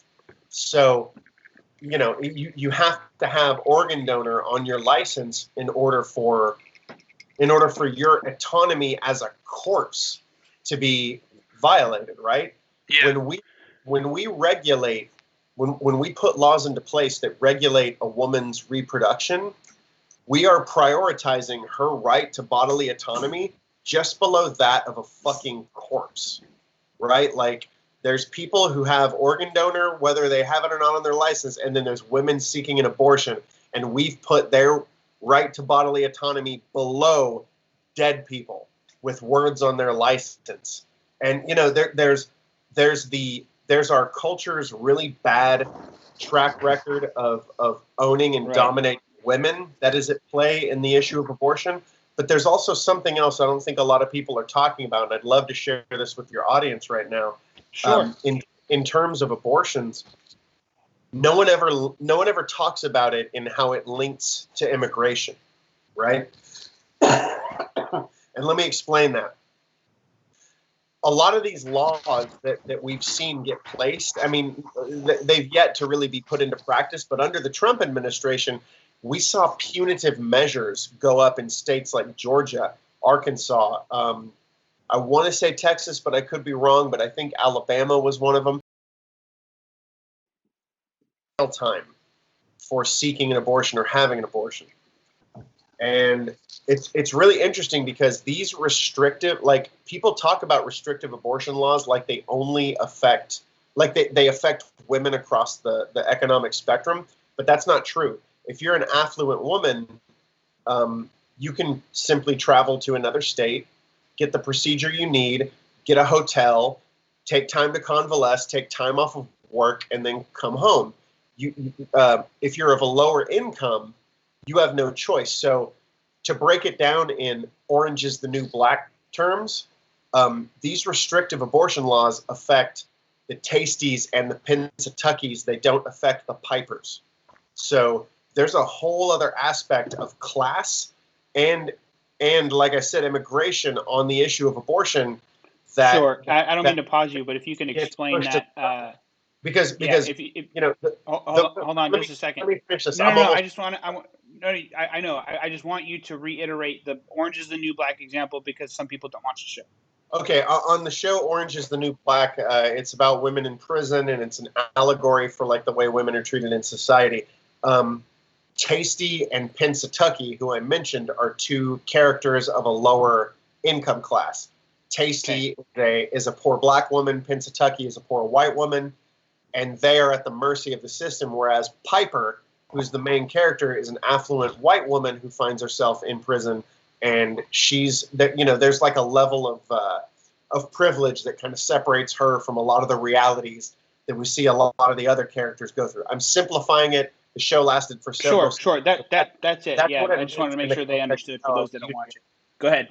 That was what it meant in the context of how I was using it. But the fact of the matter of like U.S. birth rates with affluent women who are on the pill and choose how to regulate their bodily functions, those birth rates are plummeting. Like women are opting out of motherhood because it's just too expensive. We already talked about no paid leave, no benefits, poor minimum wage. Women are like, should I have a kid? Should I not have a kid? Meanwhile, the women in the poor communities don't get a choice. And that's what these restrictive abortion laws are against. That's why I always say I consider myself a feminist, but I don't consider feminism to be supporting female CEOs. I consider feminism to be fighting for the rights of women who don't have the opportunity, subjugated and destroyed women, championing their causes. That's true feminism. The issue of abortion is tied directly into the issue of economics and immigration to a degree that most people would be shocked to learn. I would encourage your viewers to check out, do a Google search for Truth Dig, Chris Hedges, and America's Breeding Slaves or something like that. That's what the article was called, but it was a Truth Dig article. It was written by Chris Hedges, one of my favorite American authors, and it's a brilliant look at how the issue of abortion is really falling into identity politics, and people aren't questioning the economics or immigration implications of it. Right. Cool. So that's super interesting, and a lot of that I didn't know. But I will say I do agree with the fact that polarizing issues, it's not the full picture, and it doesn't actually give you an idea of who it all affects. I will agree with that. And I think that's important to note, because if it doesn't matter what legislation comes up for agreement. Sorry for the shake there. It doesn't matter what legislation comes up to be voted on. Another reason why I think it's extremely important, and I'm really saying this as I think about it, because we're still like literally in the planning stages of this application, which primarily most likely will be web based, in addition to eventually thereafter be on mobile platforms. The goal is to have it to the lowest denominator, which is everybody as in the United States.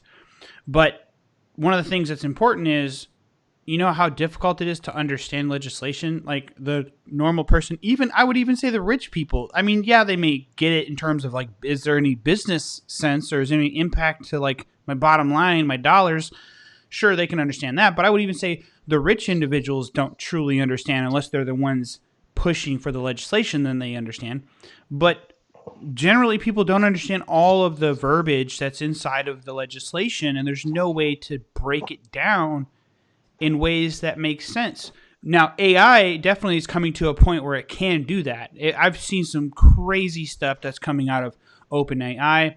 I know you guys think Elon Musk is just a crazy guy, but he does do some good things. And his OpenAI company is working on an AI GPT -3. You can look it up. There's a lot of examples where it's basically taking legalese, translating it to normal people talk, right? What's great about that is I would love to see that thing take an entire bill and break it down into a way that impacts people in their day-to-day life. And another thing that we're trying to do with the Project Guardian is really kind of help people understand. One thing that I'm pushing for is we all have lives. We all work every day, right? So we're not going to have the ability to research issues and spend time every day looking into that. But at the same time, as things come up, the app can alert you, and you can set notifications or schedule time to do research and dig into it. And it can help with applying resources, again, completely unbiased, completely just like, hey, here's these resources we found from these sites that would, of course, and would be unbiased as well as just reporting information or it's legislation, or, hey, this place did a breakdown of the legislation, whatever, can help you learn about it. I think that's important, because as we dive into these issues, I think what's starting to transpire is not that we're not intelligent individuals that can read, write, etc., but it's an issue of when you have a 10,000-page document, ain't nobody got time for that. Just be honest. Like neither of us on this chat right now is going to sit there and read 10,000 pages of legislation. We're not going to understand how, and then even if we read all of it, it's like you watch a movie for the first time. You watch it for the second or third or fourth time. We all three love movies. Marvel movies, for example.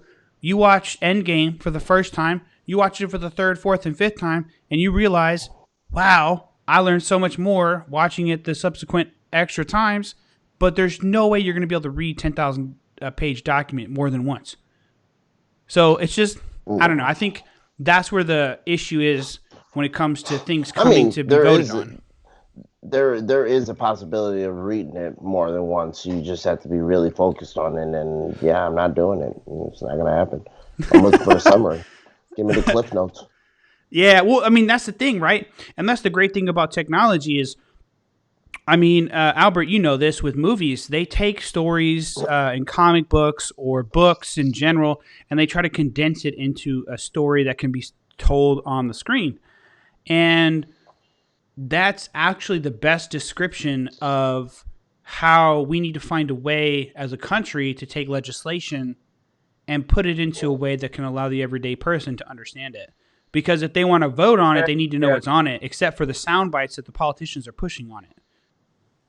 Here's the problem that I see is that in the last generation especially, our news, like the double-edged sword of having the other side of the double-edged sword of having information and technology and Facebook and YouTube and Skype and all that stuff is that the news is a lot more customizable, and all of the algorithms out there are set up to find specifically only the things you agree with. So I think no matter how unbiased and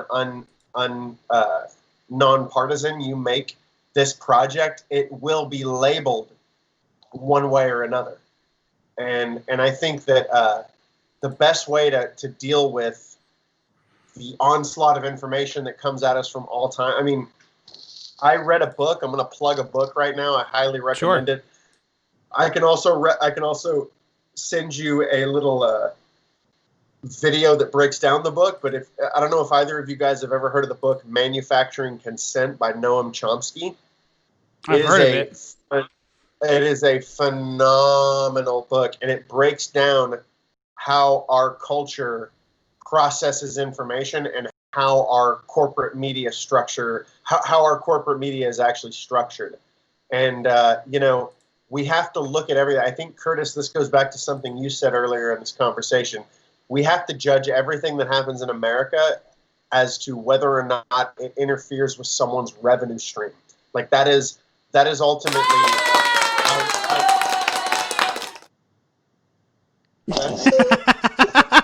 You just get paid? That was me. Anyway, I was just checking it out. I was applauding your point.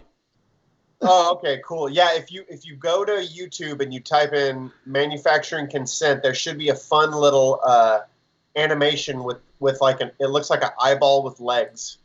So it's like something like that. Yeah, it's kind of weird, but like I would highly recommend checking that out. But well, so I want to see if we can look something up. So when I switch to my video, my screen, can you guys see that or no? You guys only see my video, right? My camera? Yeah. I only see you. Yeah. I don't see anything. Okay. But you only see my video feed, right? I think that's because we're going through Skype. So I'm just tiny little sidetrack. I'm basically, this is the first time I'm using a new application called Ecamm. This is not a plug for the company. I'm just trying to figure it out. That's where that sound came from. But I think they have another way where we can like go through the Ecamm program, and that allows for you guys to see exactly what I'm seeing. Because periodically I'm peering into the election results.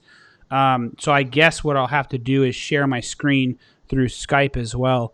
But because like if you bring up resources, like you're bringing up a book, Albert, you're bringing up a book. What were you were talking about? Something to look up? Manufacturing consent or manufactured consent. Let me hang on. Give me 2 seconds, and I'll be able to tell you the the actual link because I'm pulling it up on my phone right now. Sure. Come on, ads. No one likes you. Go away. I mean, I think we can all agree on that. Okay.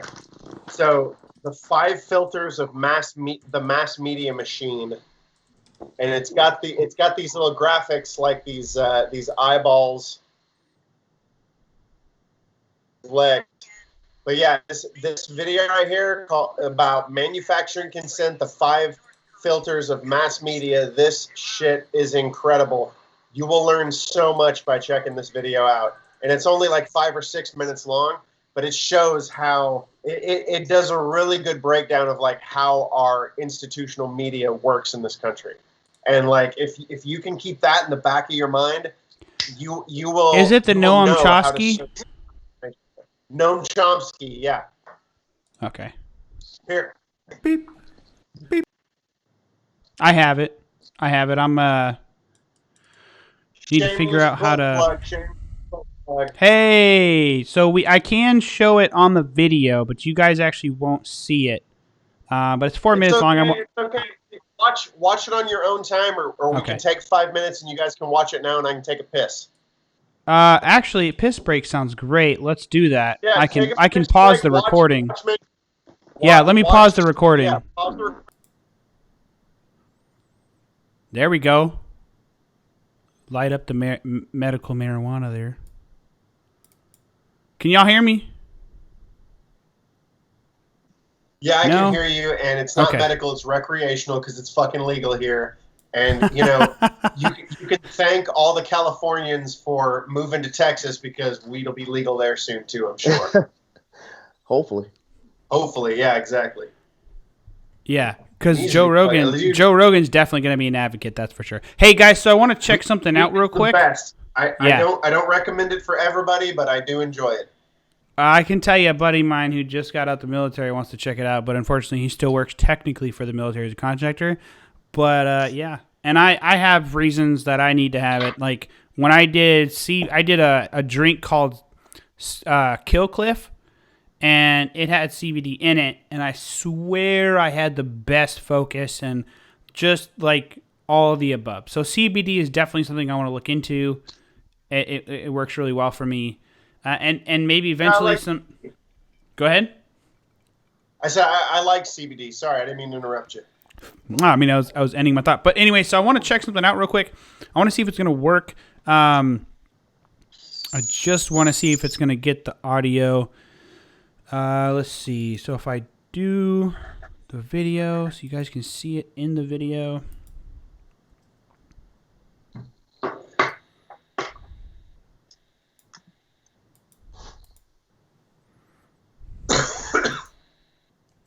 Yeah, it won't actually play. I don't see anything being responded. I think I got to do some extra stuff for it. Okay, I'll have to check that out. See this. Oh, nice. You see it? I can on Skype, but it's not showing it on the thing. Like I can see it through Skype, yes.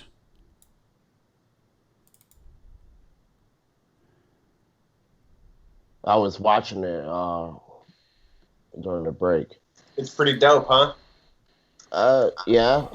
It was. I only got through like a You only quarter got of it. minutes into it. It's yeah. Yeah. So I mean, it's along the lines of the social dilemma. Yes. This So, came out in the late '80s, though. Yeah. So it was A little bit ahead of their time. Yeah, it was ahead of its time, but it's a little behind on the social dilemma. So Yeah, for sure. let's see if the volume works. Wait.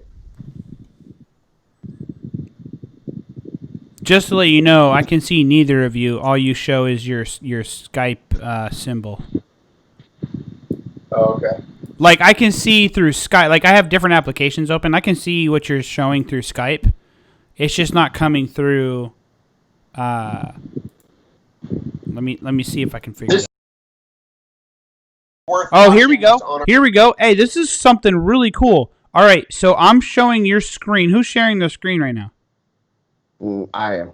Curtis is. I can add your screen in here. That's so cool. I didn't know I could do that.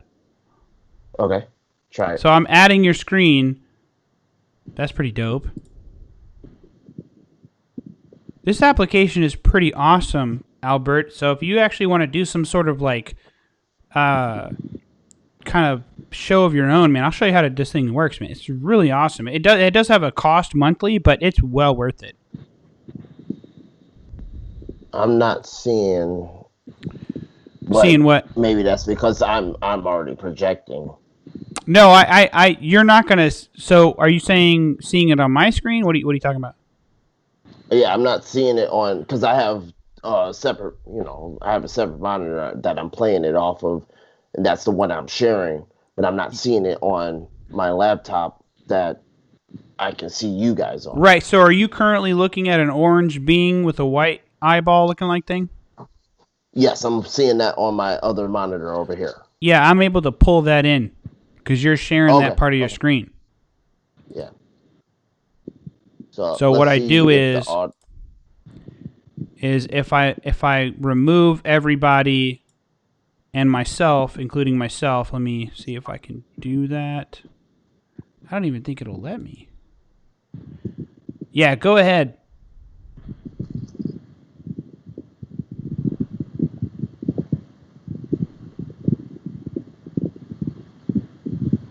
Are you sharing your audio? I'm not sure because I have my headphones in, so I don't know if it's sharing the audio. Yeah, it's not. It's not going to share It's unless all it's good. coming Hey, out. we'll check it out Oh, elsewhere. So let Yeah, me I let me think this bring is you one of guys those back. things you guys can watch on your own time, and it'd be fine. Yeah, sure, yeah. no problem.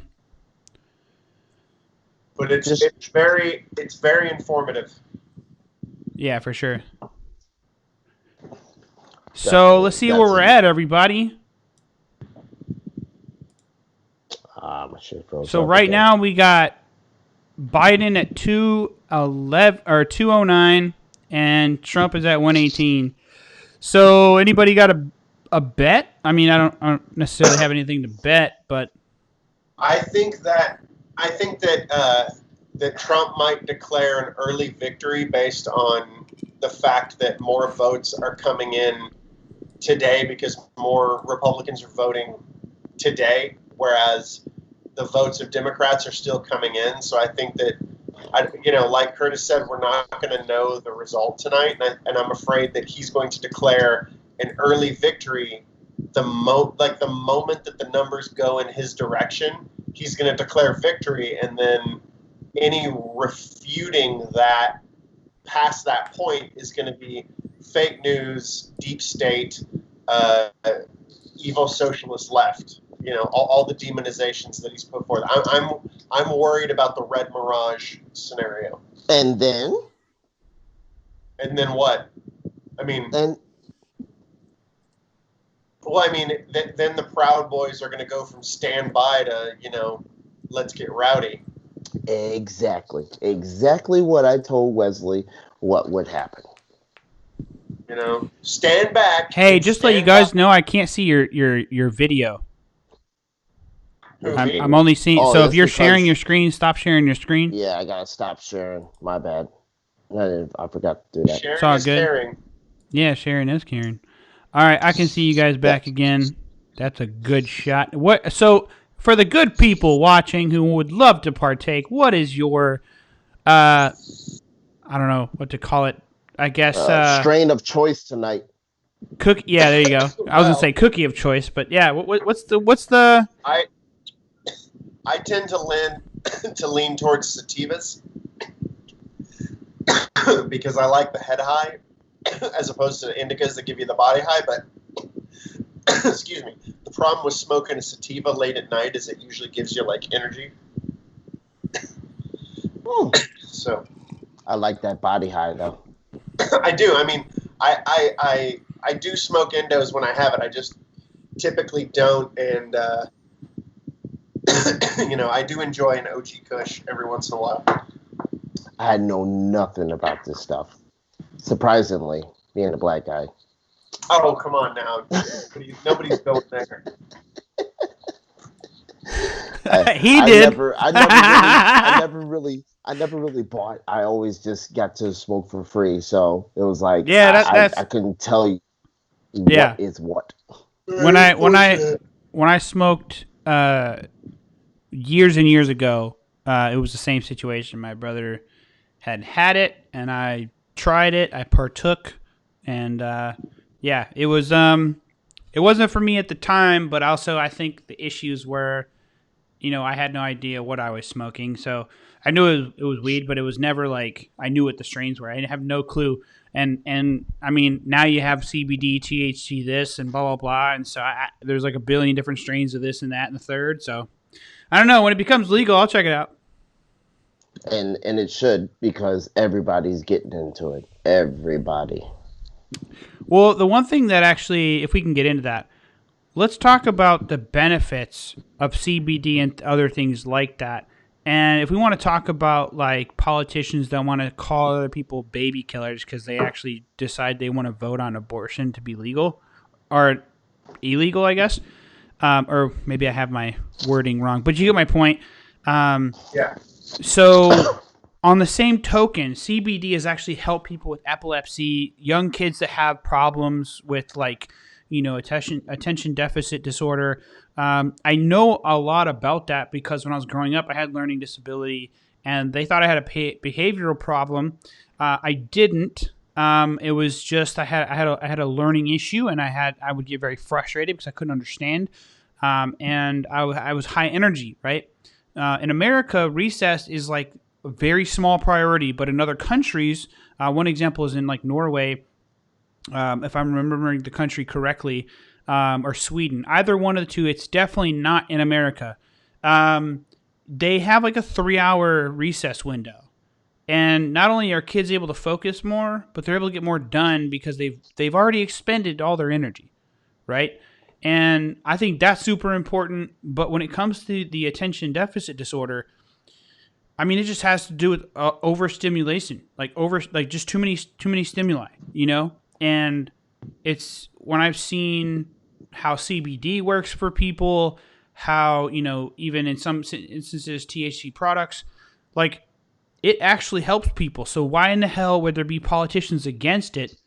And why would this be this almost 100-year-old like law banning something that literally grows in the ground? Because it's just like Albert's about to say. It's that same scenario when it came to abortion. We have to demonize it. Because not enough major corporations were making money off of it yet. I mean, just look at tobacco. First, let me start by saying the war on drugs is bullshit. The war on drugs Agreed. is a war on poor people and a war on people of color. It is not a fucking war on drugs. If you want to declare a war on drugs, declare war on the fucking pharmaceutical industry. If you want to, I'll give you a war on drugs. Take on big pharma. Like shit. Well, the that's gonna get opioid swept crisis under the rug now. Yes, that's going to get swept under the rug now because they've paid their debt now. So let's not talk about it anymore. That's going to be the narrative because they paid their debt. Just like our country's obsession with controlling areas of the country that have oil reserves, we scrambled to control areas of the country that have like poppy fields and like things that we can get our opiates from. Those things don't grow on trees. We have poppy fields? They do. Huh? We have poppy fields? No, I mean, like, in terms of, like, the way that we go into a country to, I mean... You're talking about countries. No. I think you're talking about, like, Afghanistan and stuff like that. Afghanistan had poppy fields, yeah. We are going after the poppy fields out there for sure, but, like, there are a lot of components to big pharma that extend into our foreign policy. I'll just put it that way. And domestically, we come down hard on people for having a bag of marijuana on them or even a bag of cocaine. I mean, I've done almost every drug. I haven't done crack. I haven't done heroin. I haven't done methamphetamine and like some of the hardcore one-way street drugs I have not done, but I've done acid, I've done DMT, I've done mushrooms, I've done cocaine. You've done DMT? Yeah, once. I mean, it was good. It wasn't a strong dose, so it didn't make me trip balls and see the blue people, but like it definitely gave me a head change. I haven't done ayahuasca, which I would love to do. I would love to do that. My point is like we should treat drugs and the taboo surrounding drugs the same way that like at one point we looked at psychology or the way we looked at like certain studies of the anatomy as being bad or antithetical to nature. We need to, I listen a lot to Graham Hancock. I think, I love Graham that guy. Hancock is. Yeah, I love him. And he talks about, hallucinogens and ayahuasca and stuff being fundamental to understanding human consciousness. Oh, 100% I agree. I agree with that. Yeah, I definitely agree. There's also, Joe Rogan has done a podcast with... there's a guy named Brian, but he did it with Graham Hancock. So I'm gonna see if I can find it because it's one of his most recent ones though, for sure. So let's see, Brian. Not the Alex Jones one. It's the one that he had Graham Hancock. Yeah, here we go. Here we go. Let me share this to you. This is gonna blow your mind. I think it may even help your documentary. Is this where Hancock talks about consciousness? No. Well, to be honest, I can't remember exactly. It was like a 3-hour podcast, but I'm gonna send it to you on Messenger real quick. But it's like, okay, so this is fueled a little bit of where I was diving into in regards to my perspective on some of the problems with like Christianity, the religion. Not necessarily, and I want to be clear, because as I grow and have more people on the podcast is going to grow, and I don't want people to get the wrong impression of my perspective. I will say this without worry of repercussion. I don't care, but I do believe that my views and perspectives on Christianity is changing. The reason why is because I'm not going to pinhole myself in this idea of what people think it is. If you're not going to expand your mind outside of what your pastor is telling you is in the Bible, if you're not going to do your own research, I mean, definitely look at the original manuscripts and try to go and visit those areas. Talk to people who have actually transcribed the original manuscripts as well, in addition to a lot of meanings. But there's a lot of issues with the transcriptions because there's a lot of things that don't translate. So that you could literally mistranslate one word or and it just has an entirely different meaning. So there's that. But also, I mean, we don't have to dive too deep into religion, but eventually people get to that point. Just give me the opportunity, man. the point that I'm getting at here is what that podcast will talk about with Brian, the book that he's writing, is Christianity. There's like a mixture of talk about, Christianity and mushrooms and Christianity and like, oh, you're back. I got you back in here, Curtis. Oh, well, what? No. Like you were you were like leaned over this way for so long. Oh, because I was looking up something. No, it's fine. It's just I because like I'll show. I think I already showed you what I was talking about, but yeah. I have this cool application that I'll send both of y'all the screenshot of, and like I'm able to.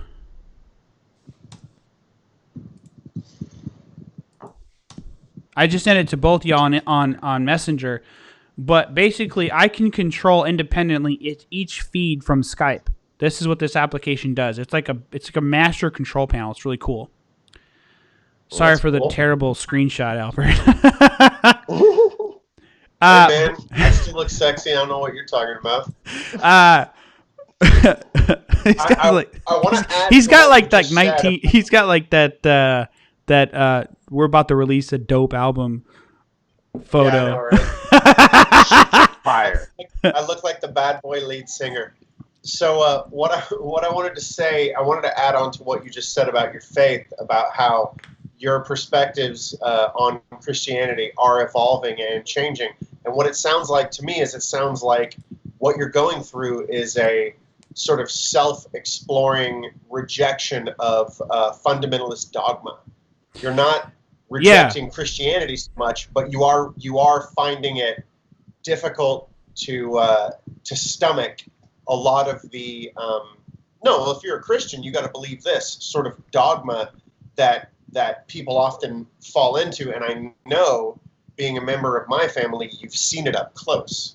Yeah. So, I want to add to that because you mentioned, finding people who are scholarly about the Bible or who can go through translations, et cetera, et cetera. I would go a step further and say, you know what? Let's quit putting so much emphasis on the importance of the literal Bible. Like, let's actually, I got a radical idea. Let's embrace the Bible as just another book.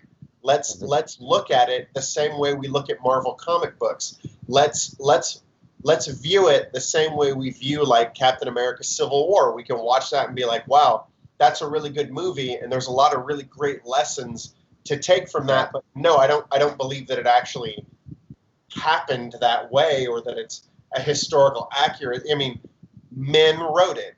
People got together and they decided these are the key players, these are the events, this is the story. Dude, the stories in the Bible were told orally through oral tradition around campfires for hundreds, if not thousands of years before anybody bothered to ever write it down.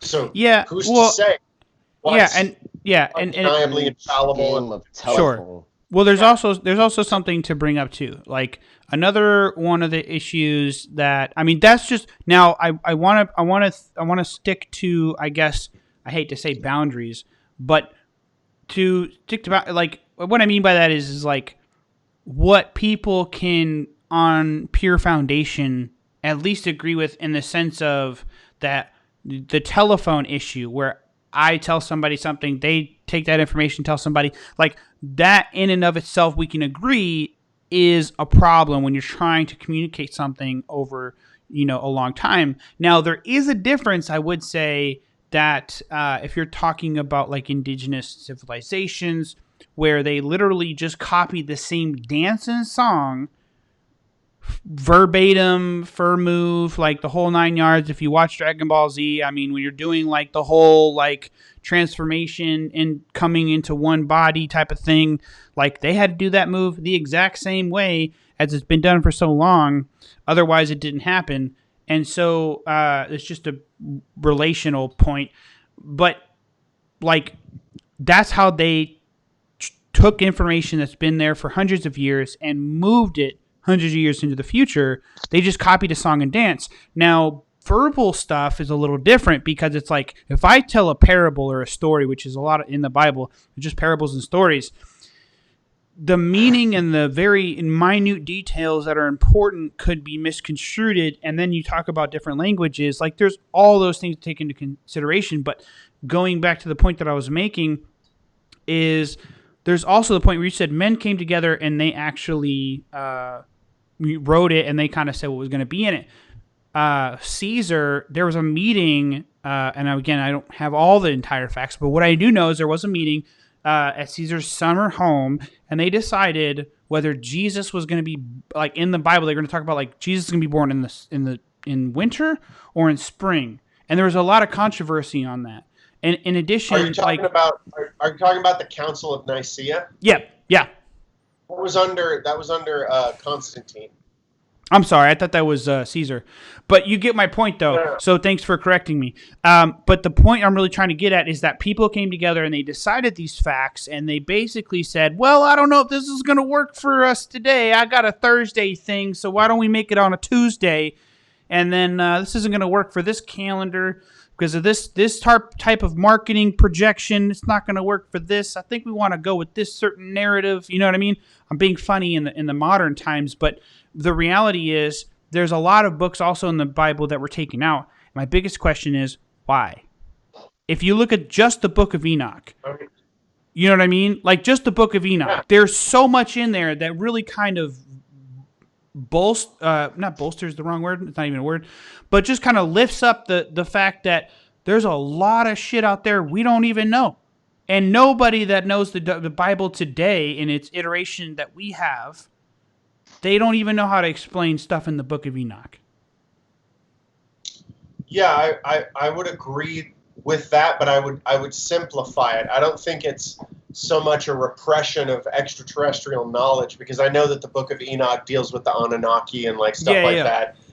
It's less of a suppression of great scientific knowledge and more of like, what's the best story we can tell that can subjugate the most fucking people? Like that. Like it really was as simple as write the Bible this way, include the following books, put the following lessons in it because people need to obey us. Because, and you around the time that Constantine was doing this and like creating what would become the Bible, a lot of what this was the time of the church fathers. This was the time of like a lot of the rituals and practices that would later become institutions like the Holy Roman Empire, the Roman Catholic Church, and like the Vatican and stuff like that. These rules were getting like put into place.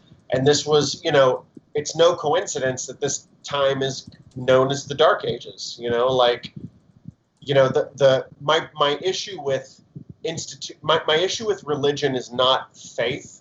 I think faith can be a great and wonderful thing. It can help people, but my problem with institutional religion is that it builds everything around already knowing the answer before the question's even asked. So yeah, no, I agree with that. No, institutional religion exists to remove the burden of uncertainty, right? And that is a power. That is the opiate of the masses. Is removing that uncertainty from frightened people.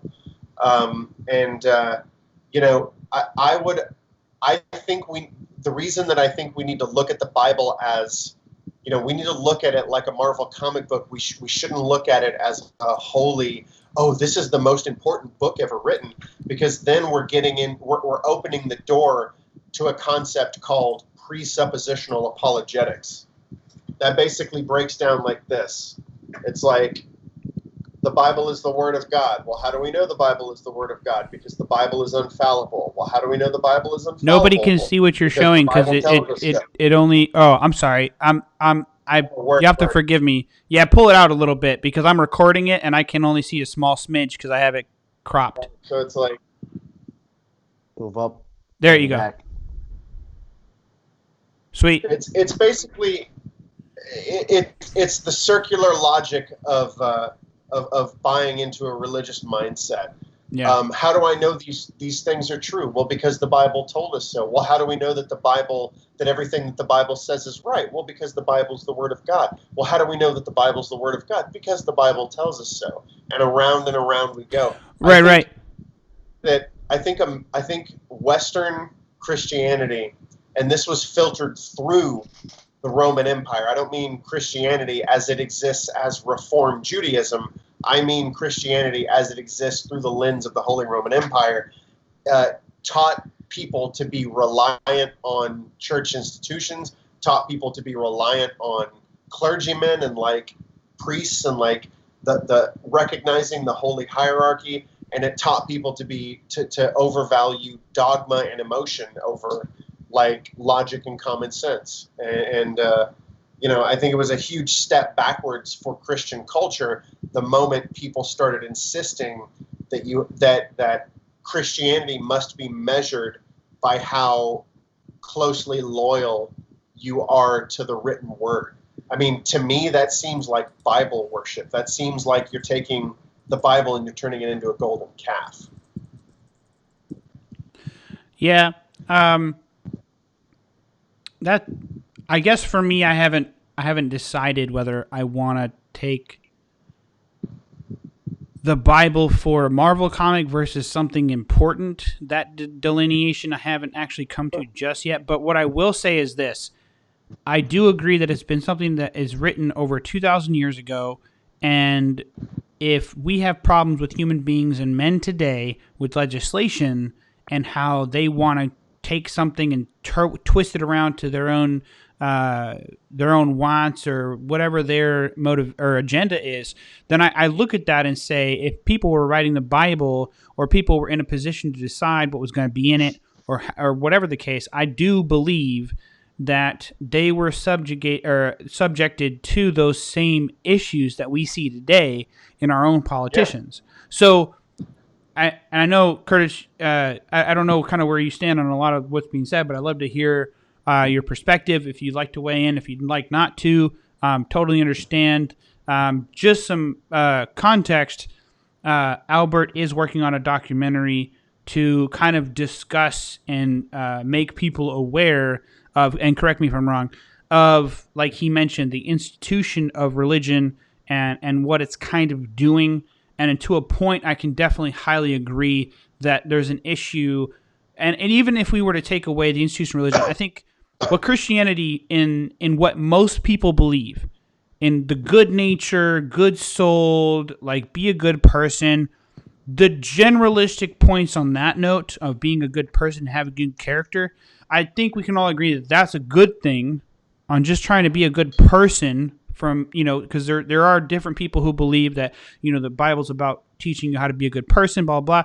On a character note of being a good person, those kind of things are good. But when it's like the church is trying to convince a mass of people, like I've had issues with stuff like speaking in tongues, those kind of things. I feel like some churches use that as a method to make you think something's happening that's not. And then you have an issue where people want to be a part of a community, so there's a psychological aspect to it.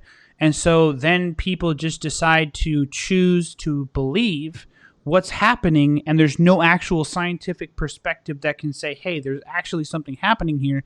But the human body is very subjective to the situation at hand, and so therefore, the body's going to show signs of belief, if you will, like what is it, the placebo effect? You know what I mean?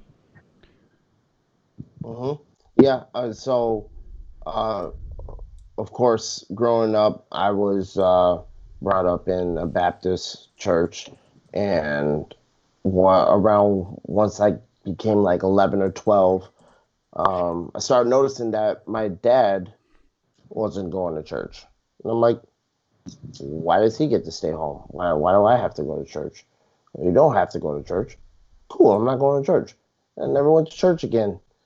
Um, then got with my wife, then my girlfriend, and she wanted to go to church and everything, so we started taking the whole family to church. And I was all right with the pastor and his teachings and stuff, but then I really started diving into, not so much diving into it, but I tried to kind of teach myself about, the Bible and everything, and I just started realizing that it was conflicting. Most of the stuff was conflicting. It's like, how can you believe this, but then believe that? It just doesn't make sense to me. So I just came to the realization that I believe in a higher being, but I'm not one of those people that have the need to, go to church or even have to pray. Or I definitely don't feel that people need to be forcing it on other human beings. For one, church and state are supposed to be separate. So that is another reason why politics are so conflated nowadays, is especially when it comes to the right side. No, I wouldn't even say especially to the right side, because even I have family members that do the whole the reason why we have these problems is because they took God out of school and out of government and all that stuff, and it's like, no, that's not how it's supposed to be. So it's a huge problem for me that that is the focal point of society nowadays. And I mean, it even goes back to the fact that when my ancestors were being brought over here, they were, Christianity was forced upon them, and so that's what they believe. It was indoctrinated to them that, God is almighty and this is what you're supposed to believe, and he's going to save you, and all that kind of stuff. And I don't know, it just, it doesn't sit with me right. And I mean, anybody can have their beliefs and they can do whatever with their religion, but once you start trying to force it on people, that's where I get agitated. Yeah. It's like, Yeah. worship stone for all I care. Just don't throw your stone at me. Yeah, and so I also want to express, I think if we can both go one at a time here. So here's what I believe, as quickly as I can express it. I think that what you do, and I'm talking directly to the audience, what you do in your home is your business. I don't give a shit. Where you pray, what you pray to, I don't care. Where I feel that, and people may agree or disagree with me, but where I feel like it becomes an issue is where in a public setting, public schools, public environment, you think it's okay to push your beliefs on me and think that what I do in either in my place of business or in a public setting, that it affects you and your beliefs, you have every right to leave. If you want to push your beliefs on me for whatever reason, that's where I think you're then breaking that boundary of freedom of those, of those rights that we have. In addition, even in schools, I would have to say that I think if you're going to allow prayer at all, it shouldn't just be Christian prayer. It should be prayer for any religion. So therefore, there needs to be a system in place to allow kids. And I don't know the current school system and what they have in place. I don't know that. I don't want to. I don't want to digress for too far. But what if we taught religion in school like we teach history, and it's intertwined with learning about the different cultures of different lands? You know what I mean? Like right. Well, I mean that I was gonna. Yeah, I was definitely. No, ahead. you're fine. You make a good point. I was gonna get into that. That's why I'm saying if there's not a system in place for prayer for all religions, and because then you get into a situation where, oh well, we won't have enough time for all our classes and stuff, and I'm like, well, education in and of itself is garbage, and the whole filtering through factory workers is not working. The regurgitation of information is not working properly. It doesn't actually teach kids, because you have kids nowadays who have a lot of issues paying attention, and their aspirations or focuses are in a lot of different areas that if you had shop and wood class and all these different areas, like a Dallas Makerspace experience, for example, I think if you focused on what kids had their passion in and allowed them to focus on it. I mean, Curtis, you're the only one that can really speak in this situation, and we'll get back to the rest of my expression of what I believe is really going to wrap up on the prayer thing. But you have kids, man. So, what has been your experience with your kids, and how do they, do you see them doing really well in a certain area, or do you how do you perceive the situation of? And I don't think I'm explaining this right, but are you getting where I'm getting at? What do your kids have passions, and would you rather them really kind of focus on those to figure out what they like? Yeah, I do. And I would rather, I'm not going to force anything upon them. If they show interest in it, then I will invest in it. Right. But I'm not going to invest in something. I'm not going to invest in it and not going to force it upon them unless they show the interest. Plain and simple. It's just, it doesn't make sense to try to force those things upon them. I've always thought that that human beings in general, we're curious.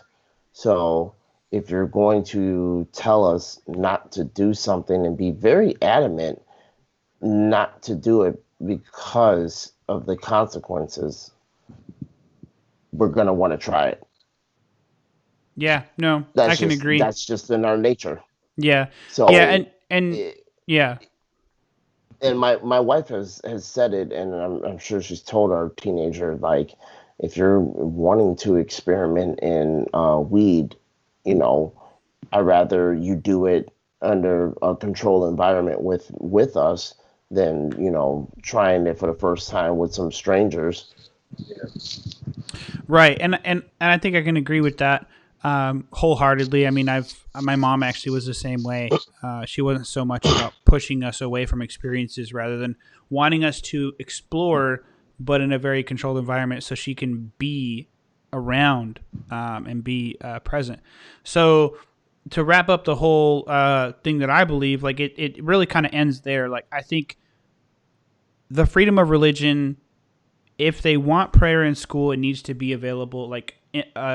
All religions, there needs to be something in place to allow anybody of any religion to do what they need to express their religious beliefs. But the problem with that is anybody can have a religious belief of any type. So then you have a problem of it doesn't fit in their framework. You know what I mean? Uh-huh. And so that's where I feel like education as a whole is flawed for that reason alone in the current education system, number one. Number two, there's a lot of other reasons that we don't have to dive into. But I mean, it kind of just ends there. I think people should be able to do as they please, have those constitutional rights, and not have to be afraid of going to California. Like, I would love to go to California, but guess what? I can't have my gun unless I go through their processes. There's no, like, California is one of those states that they don't respect the same gun laws as like Texas and Louisiana. You'll be fine coming out here. You don't need to bring a pistol, dude. California's chill. Like, you come out here, you'll be fine. You know, we'll smoke a blunt. You know, you don't need to come out here packing like you a gangster. Just come out here and chill. No, I'm just saying because when Teresa and I, when we travel, like with an RV, for example, right? Like, we'll be traveling around, and definitely having a firearm in there is definitely important. But anyways, moving on. So, I mean, Albert, what is? Go ahead. I wanted to add something to what you just said. It's like what the case you're making, particularly with how religion should be taught in schools, or how children should be exposed to different faiths and different cultures. I do think. I'm sorry, I didn't notice that, but they should definitely. I agree with you. The class of religious beliefs. Yeah, I'm saying that those values were implied with what you were saying. Yeah, but you're basically making a really strong case for pluralism, for the idea that a child's life is more enriched the more different cultures, different types of people, different looking people, different acting people that they are exposed to, the richer that kid's life is going to be. Like, hands down, racism, sexism, homophobia, those things, those are not born into us. Those are taught. So, exactly. So we have to break down walls in which, if a kid, let's say there's a school where the majority is Christian, and there's one or two Muslim kids or one or two pagan kids, and they want to pray differently. Like, it shouldn't be awkward for them. They shouldn't feel that pressure. Those Christian kids should not feel threatened by those other religions. And there's two things. There's that, and then there's also, we shouldn't be taking up educational time with religious practice. If kids want to gather together and pray, or if they want to pray before school, they need to do that on their own time. They need to, I'm a firm believer in the separation of church and state, in the sense that religious practice should not be interfering with educational time, because that time is very, very valuable. And I'm going to wrap up my thought on this, because it goes back to what we said earlier. I compared the Bible to Marvel comic books, and I think it was misunderstood that was somehow a degradation on the Bible, that the Bible is devalued to the level of what our culture considers a comic book. But no, I think that the Bible should be looked at as a Marvel comic book, in the sense that storytelling is really, really powerful. Wes, you and I saw Endgame in the theater at the same time. We were screaming and cheering and jumping up in those seats. Heck yeah, we were. And I haven't felt that alive. I can't think of a single church service that made me feel like that. So I don't think that it devalues the Bible at all to compare it to Marvel comic books. In fact, what it does to make that comparison is it really drives home the importance and the power of storytelling. And I think that we need to look at religious parable as powerful stories that have influence over us, just like the way Star Wars does, just like the way Marvel does, just like the way Game of Thrones did. Like, these things are important, but at the same time, you don't want to make laws that are pro Star Wars and anti Star Trek. So keeping it in that frame of mind is actually healthy and doesn't take anything away from the religion at all, I feel. But anyway, that's pretty much where I'm going to leave it. I'm tired. Gotcha. Hey, Curtis, let me know, man. What are your thoughts? Like, what are your beliefs on if you could kind of, I don't know, express similar things well, not similar. I mean, do you get what I'm saying when I say express kind of what your perspective is on a little bit of what we said? As in, a little bit of what you said about what?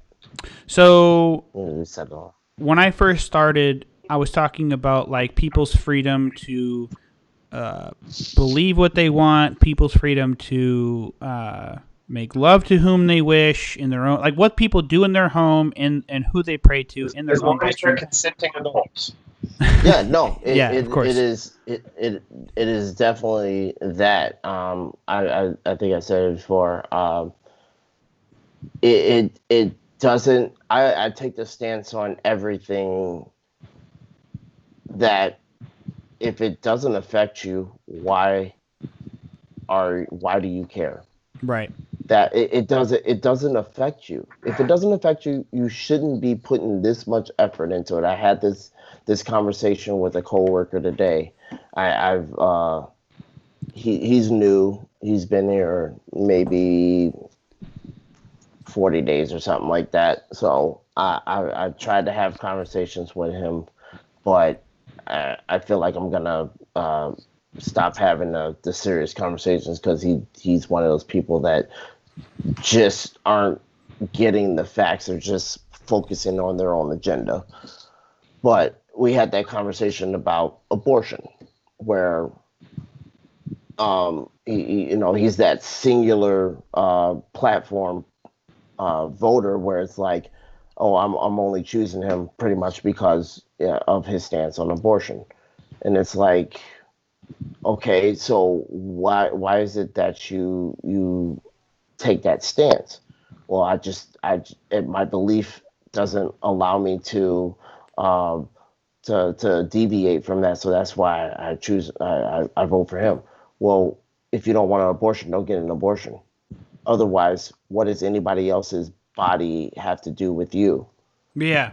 And he just continued down the road of, no, like the conversation that we were having earlier about abortion, where the the the baby is breathing at that point in time, so it does have rights and whatnot.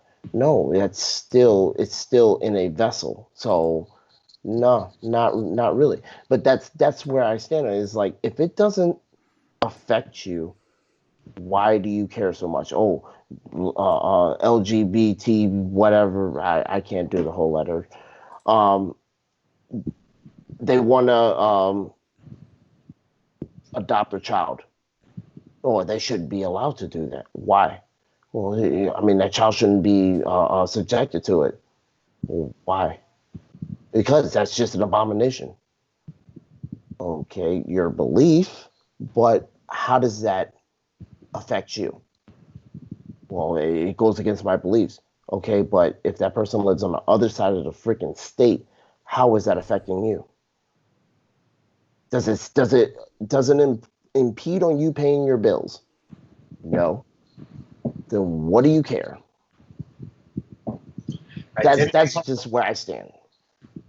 Well, it's I think an important point to make also is that not only does it not affect your ability to pay your bills, but it also doesn't affect your beliefs. So there's no legislation being put forth that affects your beliefs or your ability to believe what you wish or continue doing what your belief is or whatever they say you need to do, or you know what I mean? Like, there's nothing stopping that person from believing what they believe.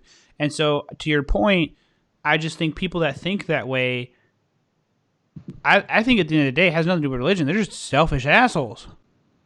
I think that I could boil their position down to a single phrase. Here it is: gay sex.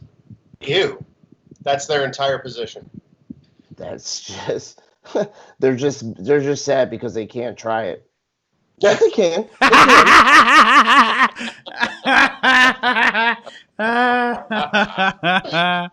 That's So hilarious.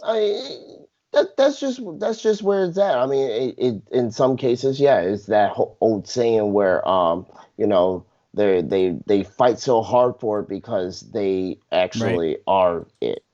Right. Yeah. So Well, I that's all I that is. mean, I don't know how else you could I do don't it. know. I mean, but I will say this though. Like, I think when it comes to people that don't want they want to vote for things that don't allow other people to. I think at the end of the day, it's just they don't want people to have freedom. They don't truly believe in freedom. You say you do, but you don't understand the impact of what freedom really truly is. And that is Hypocritical. Exactly. Freedom is a lot like you having the freedom to do as you wish in within respect of, freedom of speech, freedom of religion, things of those natures, and the rest of the Constitution as well, right to bear arms.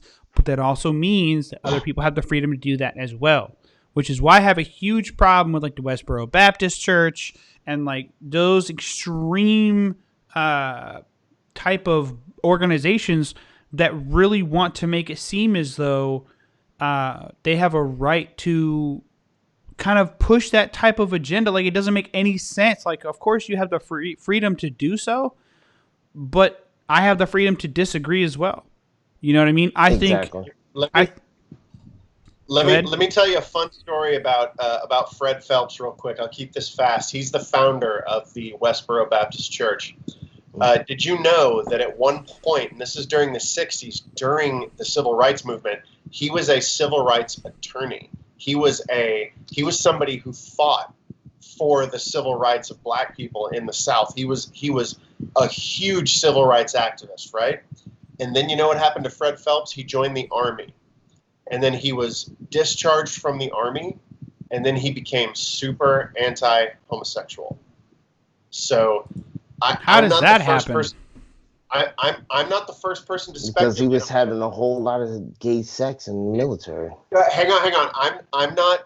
Well, I can be the first to tell you that in Fort Benning, Georgia, there's a lot of weird dudes. Hang on. I am not the first person to speculate on this, and it actually, what I'm going to suggest paints Fred Phelps in a sympathetic light. But something that we don't really talk about, particularly and you would be surprised how rampant this is in the military, is the sexual abuse towards men, like men sexually abusing other men. In some areas, it's as bad as like the stereotypes we think of when we think of prison, right? Yeah. So what Fred Phelps's granddaughter speculates is that when he was in the military, he was the victim of multiple sexual abuses, and when he left the military, he came out vehemently anti-gay. And it's not that he's against homosexuality as it exists on its own. He is angry and he's traumatized and he's fucked up from what he went through in the military. And then the tragic part is that he's passed that into multiple generations of his family, and it's become a sort of a religious cautionary tale, so to speak. Yeah. I mean, you referenced it, but like, thinking about it like that, it kind of makes sense, and it actually shows Fred Phelps to be more of a tragic figure than just someone who's purely evil. He's just doing a whole lot of work to suppress his gayness. You're probably right. Maybe, well, I said is purely speculation, and it could be just as easily that too. I know we're trying to jest, but I will say this in the light of raising a serious issue, is that if he was the victim of a sexual assault crime, or I think that's the right terminology. Assault. I was mixing it up with sexual harassment. So, my cousin, who I'll just remain nameless, she was affected as well in the military, and it,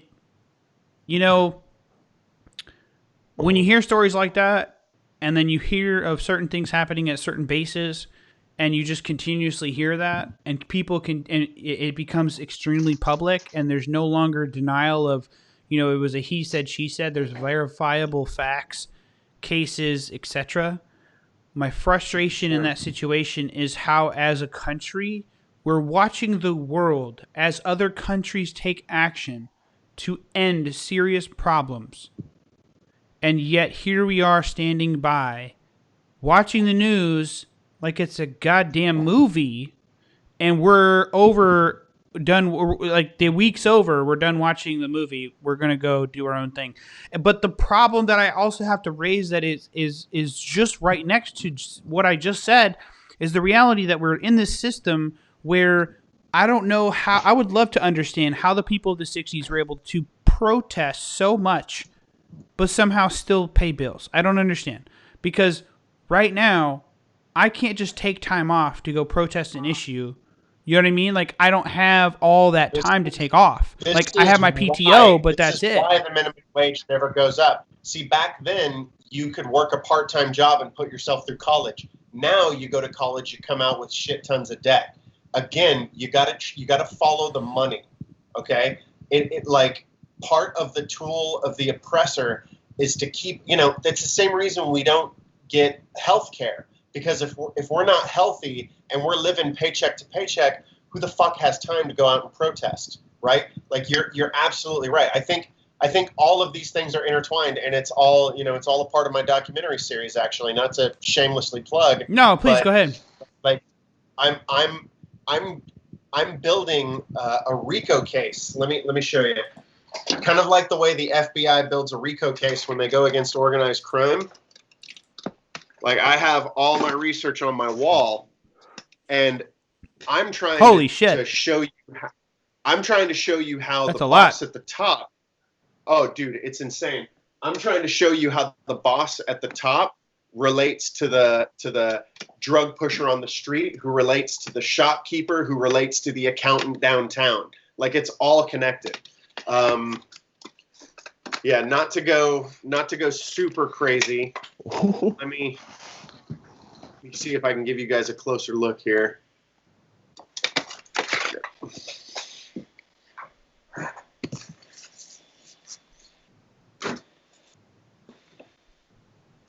So, like, yeah, dude, I'm breaking down Dominion theology from the top down and trying to draw connections between everything in the institutions of Christianized, religious nationalism. Because what we're seeing in America is not unique to America, and it's not unique to Christianity.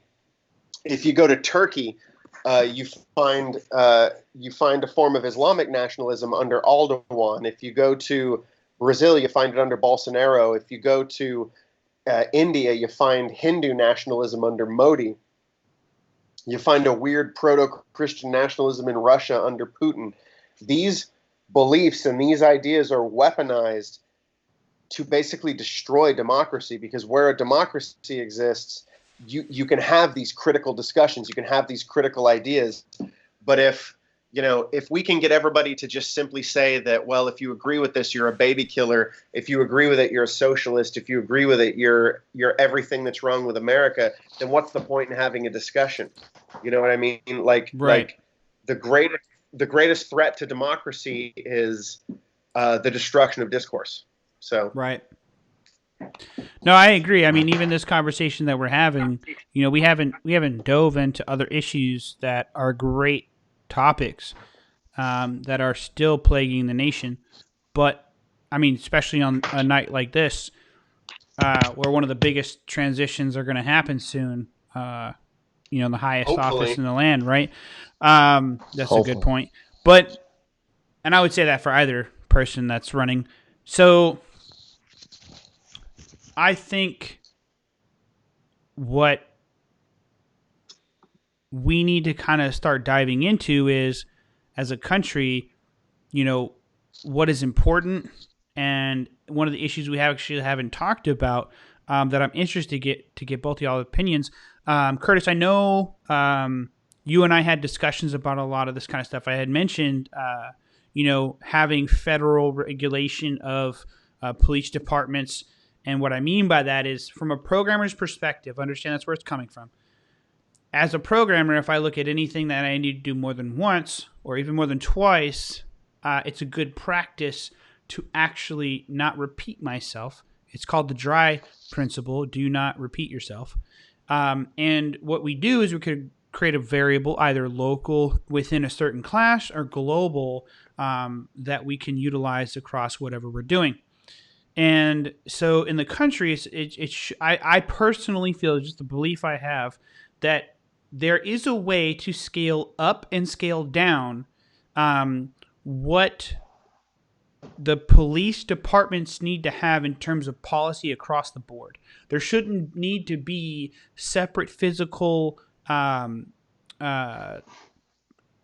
not touching, but like, when I say touch, I mean like any touch that means aggressive, that means fighting, that means grappling, that means anything. So the policies that have to do with that, for example, the New York issue where, there was that guy that was just selling cigarettes on the side of the street, and he got put in a chokehold, and Illegal there chokehold. was a disagreement on whether or not that was Eric Garner. yeah. Repeat the name, please. Eric Garner. Thank you. When that gentleman had passed away due to a chokehold, and there was discussion whether that was policy or not to do that, my question is why is that a debate? Number one, why is that necessary to have multiple police officers when the guy should have gotten a fine, if anything? That's one thing. Number two, how come policies across the country, when it comes to harming somebody that just needs a fine, like the idea of what policing in America is, and I'm only speaking from ideas, not from personal. I've only gotten speeding tickets, so I can't speak from anything other than that. But I believe that when it comes to putting physical contact on an individual, regardless of what they have, there needs to be the same policies across the board in every state inside of our country. Otherwise, we have issues that arise that, you have the culture of that precinct or department or state that just, they seem to make up their own rules. And I just highly disagree with that. So the first thing is that a lot of this stems from the war on crime, or on drugs. A lot of it stems from that. So then police departments start creating their own special units, which they started patrolling the streets for certain activity. And that unit that took Eric Garner down, they were a special unit, and they were able to be in plain clothes. So it's like you're blending in for what? It's like, it's even when you look at unmarked cars nowadays, especially down here in Texas, you see these unmarked cars that they're not even unmarked. They have the vinyl of the police department on the car, but it's like that small or dark shade color of the car. So it'd be like a black car, and it's just a shadow vinyl that says police. Yeah. Yeah. Austin Unless you're police or flashing a something. light on, you can't see it. Exactly. You have to be up close on it to see it. Which, I mean, why be so deceiving? Um, there is a need for, we talked about it. There should be a federal regulation about that, where all police departments are unified or uniformed. And we also talked about the fact that each police department does not have the same amount of personnel, which means they do not have the same amount of budget, which means that they can't afford the same training that every other police department can have, because everything is based off of money in a capitalistic world or society. So everything has a price to it. Yeah, I mean, well, on the budget thing though, I have a strong point on the budget. When people talk budget, my first impression goes to the budgets are always mishandled, anyways. And to your point earlier, Albert, you were talking about how you'd rather have an economist, head up financial matters and things of that nature, which I can agree to, because I know enough to say I don't know something about this thing. I'd rather have somebody who's an expert, and then I want somebody else to check that individual's work because I want there to be different perspectives. But Yeah. When there's not enough money, there needs to be a way per whether it's population, whatever the case, there needs to be a way when we're talking. I don't know the right terminology, but I know that it's okay. There's a photo. You guys ever seen the photo online where, and this is going to go in a different direction, but I want to make it short. There's a photo online that goes around about equality, right? And it's not trying to get in the point of equality, but it's trying to make a point of, like, different states of different sizes. We're dealing with it with the election, with the electoral college, things of that nature to make a correlation. But their picture shows that it's a small box with a short person, medium box with whatever, and so Yeah, seen it. the Yeah, two people on the bottom, they can't see Quality anything. versus equity. yeah, Yeah. And so all they did was move the boxes around, and everybody got to do the same thing, which they just wanted to watch the ball game, right?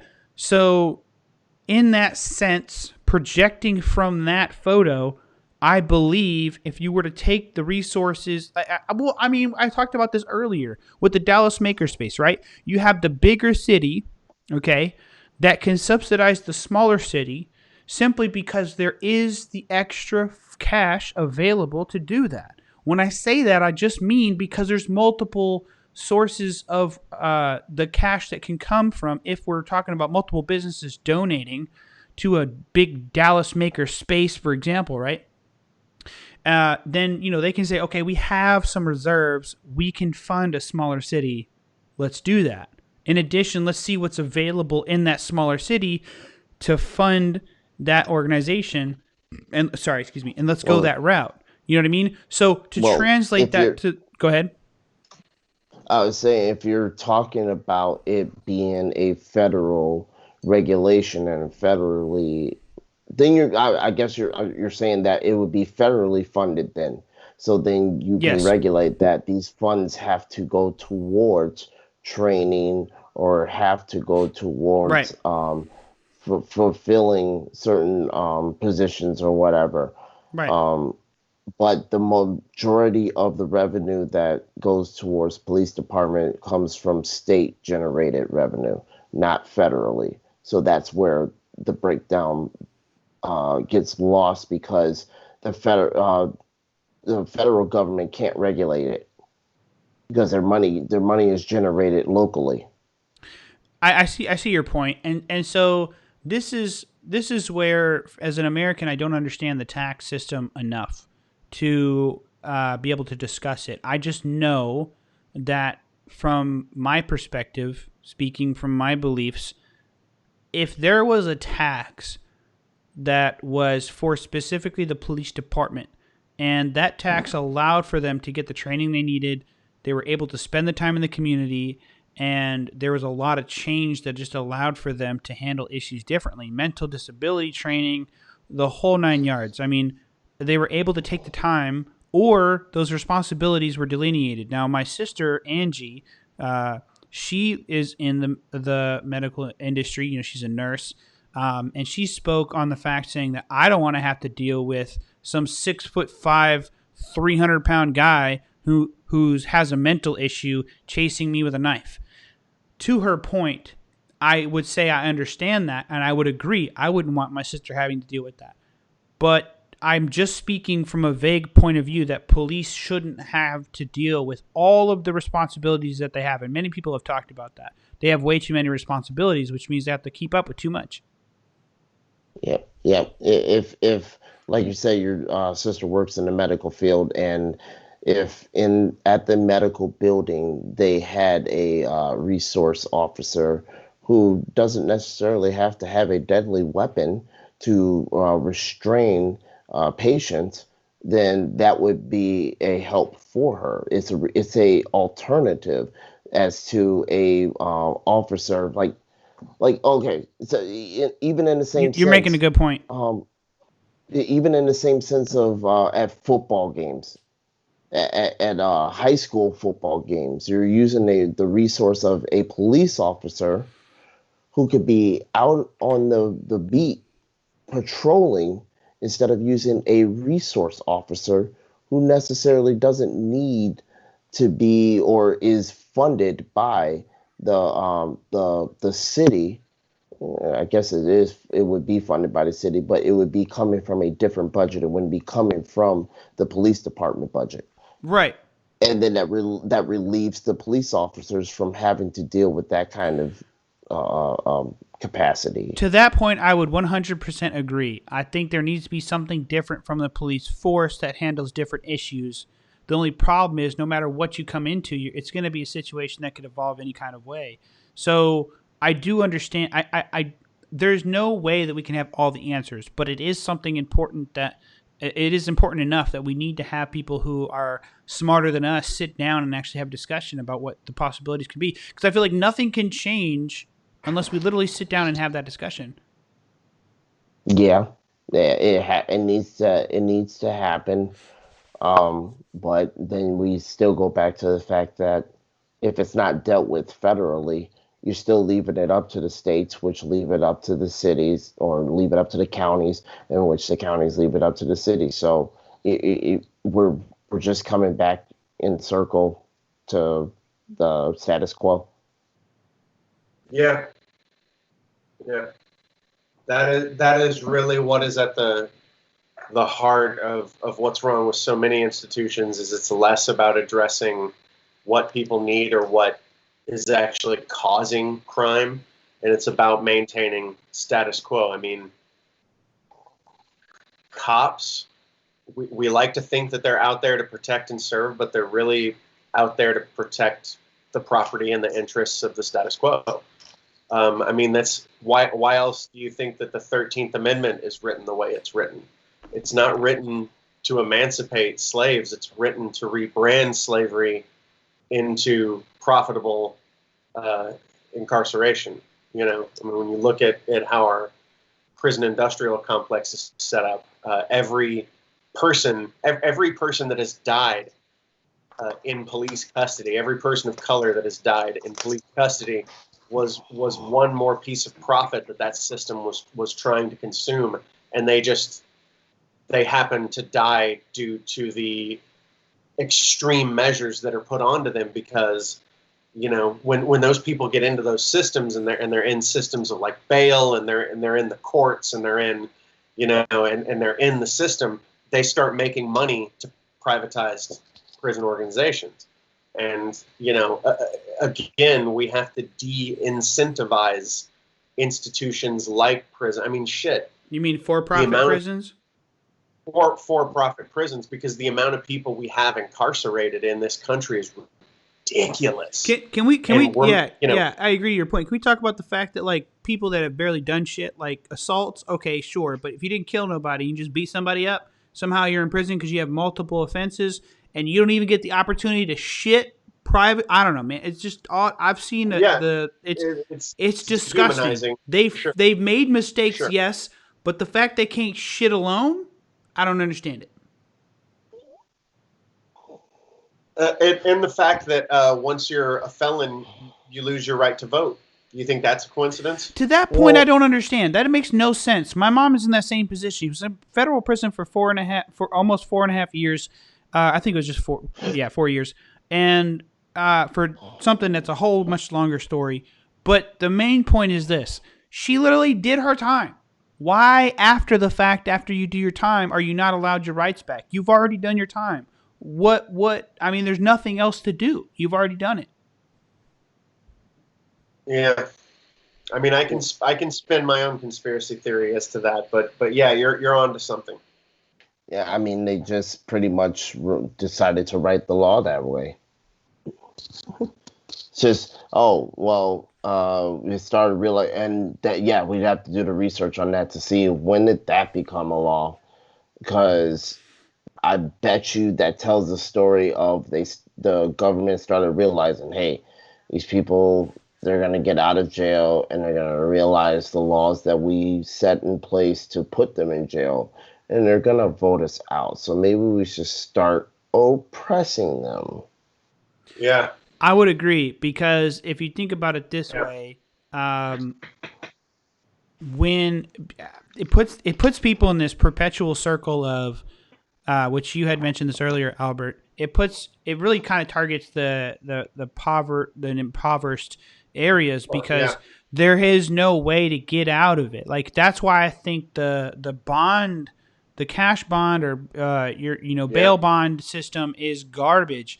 Why? Yeah. Because people that literally are just trying to get away from, like, the situation they're in, and like they're just pissed and they're not thinking straight, and so many issues. You got child support, all these other things, and you're just trying to live and make money to take care of stuff or whatever. And then you got to also like you had made this one poor choice, and all of a sudden it just seems like it's compounding, and there's no way to get out from under it because you don't have the money to pay for bail. Now you got to go to jail, but you can't pay your ticket or your fine or whatever the issue is because you can't work.